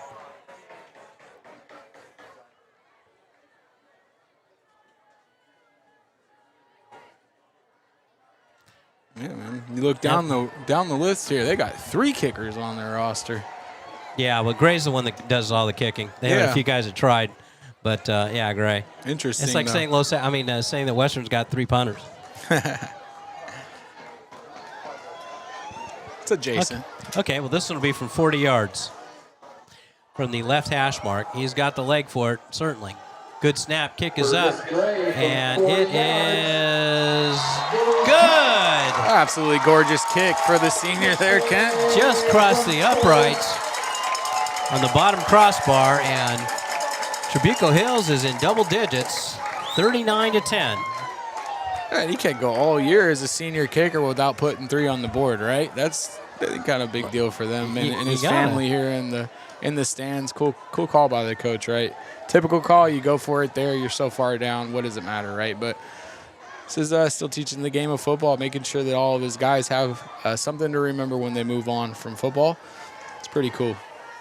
Pretty cool by the Trabuco Hills coach. And you know what? It's standard pretty much. Trabuco's just been known to be a class act program. You see by the way these guys have played tonight, no extracurricular activities, just good old football between these 2 teams. Actually, the whole bit, everything about this is really first class. From Carlos, Carlos Leon, the athletic director, and the folks I met up here, and the people actually working. Another really onside. Good. Another onside kick. And they got it. They got it, but I don't think the ball went 10 yards. No, it did go 10 yards actually, Kent. It bounced before it reached 10 yards, but when he turned around and caught that, he looked to be right at the 51, which would have been exactly what he needed. Well, there's some stuff you're putting on on for tape for any playoff opponent that we don't seem like we can recover an onside kick. I mean, of course, the hands team isn't out there probably right now and expect that. But after they do it once earlier in the game, you just might as well put a hands team down there and one returner. And we are not stoked to recover that. And that actually was a problem for Western about 20-some-odd years ago. Can really hurt in the first round of the playoffs if you don't get that down. Just a word to the wise. Haven't quite figured that one out yet, huh? Okay. Well, Trabuco's got it. 1st and 10 at the 49-yard line. Back to pass, throws. Ball is caught. And Osegbe mistimed it. No, make that dog ball mistimed it. And Trabuco's got it down to the 19-yard line. He made a tough decision, Dogwood did, to go up tall for that football as he was kind of getting beat, and the only chance he had was trying to make that interception. Very frustrating play for him. He's walking off the field right now. He knows that he didn't want to get caught in that position, and he almost had a spectacular interception, Kent. Oh, I threw the helmet. Oh, my gosh. You can't be that frustrated on something like that. Zale throws into the end zone. Got it. Touchdown. Just like that. Trabuco Hills jumps on the scoreboard. And we had one defensive back lose his cool. Pulled himself off the field. A backup that hasn't played all game goes in there and gets beat. Surprise, surprise. That's why you got to hold it together. And we love Rufus, but yeah, I'm not sure if he got injured on that play or just mentally needed a minute to check out and check back in, but that one hurt the team. Yeah, this is not how you want to finish this ball game. Yeah, as Gray bangs this one through. Again, this is one of those games where you talk about things that matter, games of inches. What I'm going to point back to is at the end of the third quarter where the Pioneers stopped them at the 2-yard line is the difference between this game going to running clock and not going to running clock. Let me go one further. How about 2 minutes before that when it was 4th down and we got a roughing the passer? On a nonsense at the 30-yard line, 35-yard right. line. That's where it started, and it starts to snowball. Football, it's the thing you can't understand about the game if you're not very close to have played the game. Football is a game of momentum, and each team on each play is battling for that momentum back and forth. But it's very clear to see, as many years as we've done this, when the momentum shifts, and a lot of time it shifts off a bonehead penalty. Exactly. Well, let's see if Western can figure out how to get an onside kick here, or how to recover it. Trabuco's winning the second half right now. That's all I know. Oh, they're winning the fourth quarter for sure. Great. Well, those guys are way off sides. Oh, it's picked up and going the other way. Is Western. Fantastic Javian play. Springs, touchdown. And boy, Onside oh kick. boy, Javian Springs, the sophomore, 6 foot, 205, great hands, gets that one, splits between the two guys and runs it into the end zone. Well, I guess Western figured out how to handle the onside kick. That is exactly what you do, right? You have two ways of going about that. If the ball bounces before the 10, get up and try to get that ball before it gets to the 10 because you are protected. You're not only are you protected, you got a lot of momentum. Everybody's running one way, you're going the other way. Or the other way is if you feel that ball's coming through that first line of action, the first line of defenders got to block straight towards where that ball comes through at, and then the other two guys behind, one or two, got to call for it, go for it, right? So that was a nice way to steer our next opponent away from trying to onside kick, that's for sure. That was it. Don't kick it to 28. Yeah, don't kick it to 28. High snap. He's able to bring it down, Wazinski, and it's up and good. So with 5:30 to go here in this ball game, Western 46. And Western 46 and Trabuco Hills 17. And what was exciting about that is a good snap and a good kick. Timing was right there, and may have learned a little bit from that last kick we've seen from Trabuco because that kick just does not even have a chance of making it unless everything was perfect. Right. I mean, it was a perfect snap, perfect snap, quick to the hands of the guy when the kicker kicked it. He probably made it by an extra yard, just barely, right? But everything was key for that to happen. That was a deep field goal. That time on our extra point, we established that we were able to get that snap off and get that kick off in the same amount of time as they were. So that does well. I got to say this, though, on that onside kick, there was 3 Trabuco Hills guys that were at least 2 yards offside. Oh, yeah. It wasn't even close, and I can't believe nobody saw that. Like, man, that was easy to see.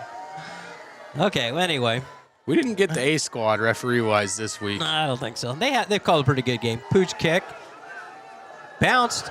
And, Trabuco's able to fall on it, fortunately. Otherwise, Western would have been nobody wanted to come up with that one. No, because that was one of those that hangs up in the air, and you know you're just going to get You're supposed to throw up the hand for a little. Yeah, there was none of that there.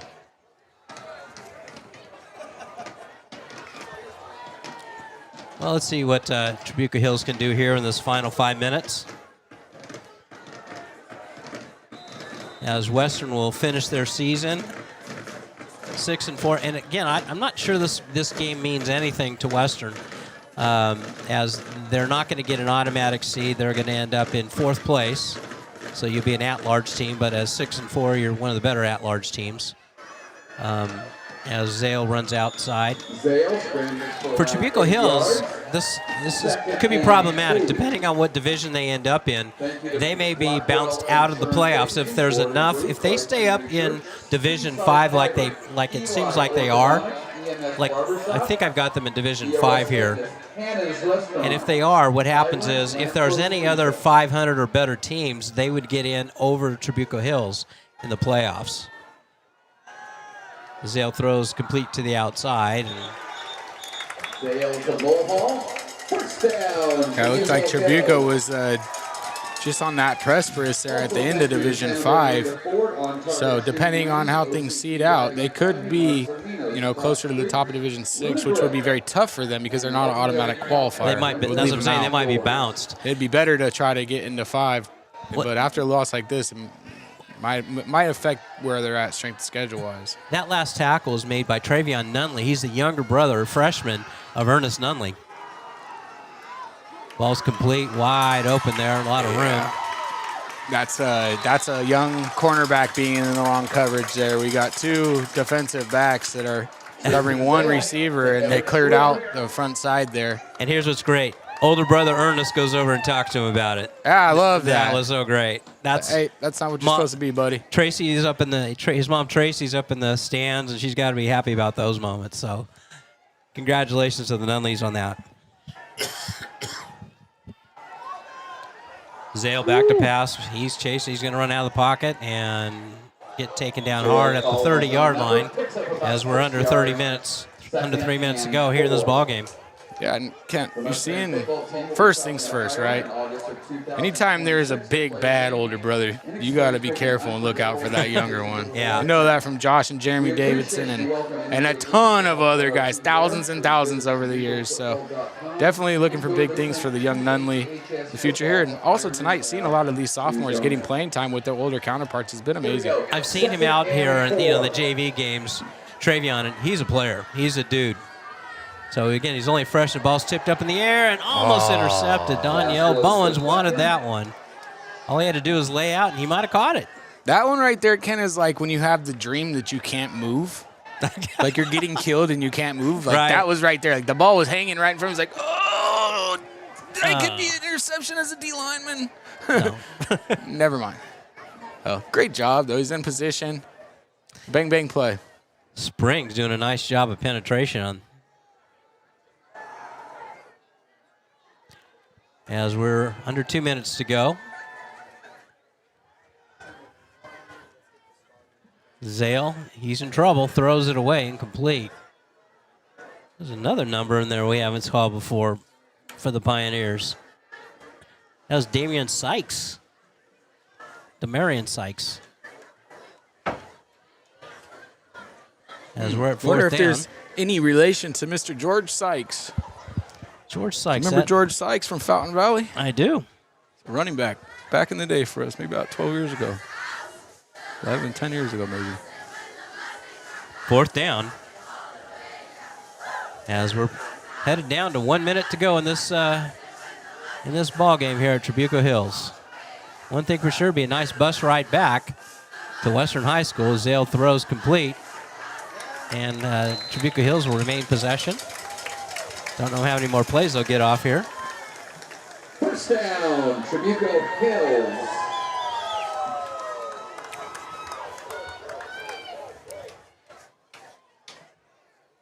As we are, I'll move the sticks here. 40 seconds to go. Probably time for maybe 1, maybe 2 plays. Probably 1.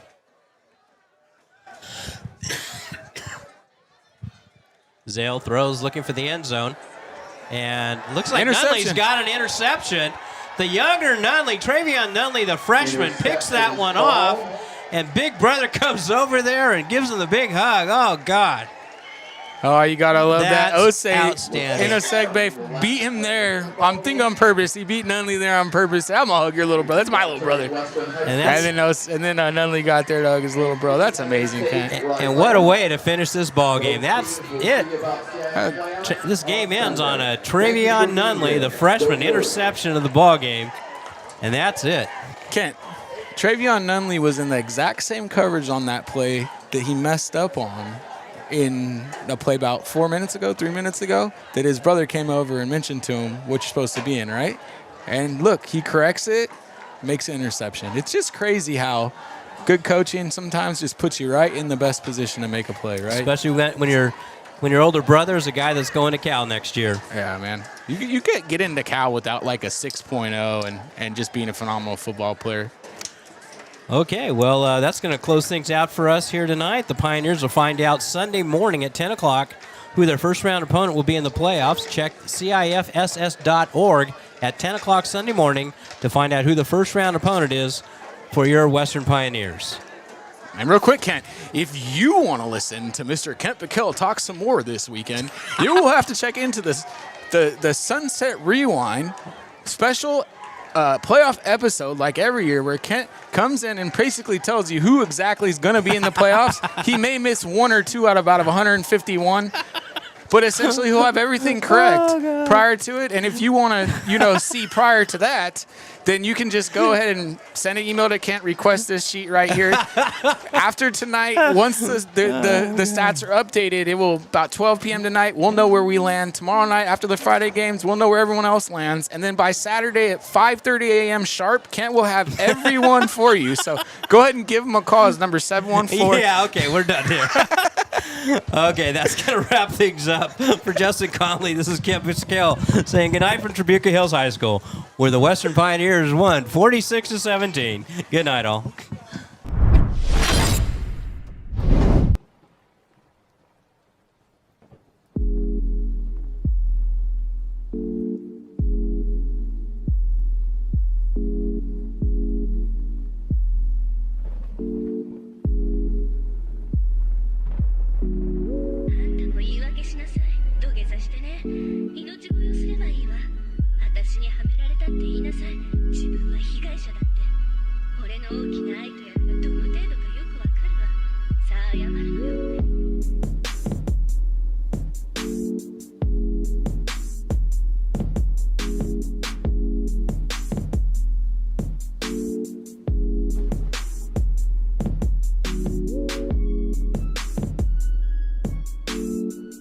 This is the end of the Pioneer Press PSPN edition. Thank you so much all for tuning in tonight. This is Angel Vargas, your broadcast director, signing off. Have a good night, all.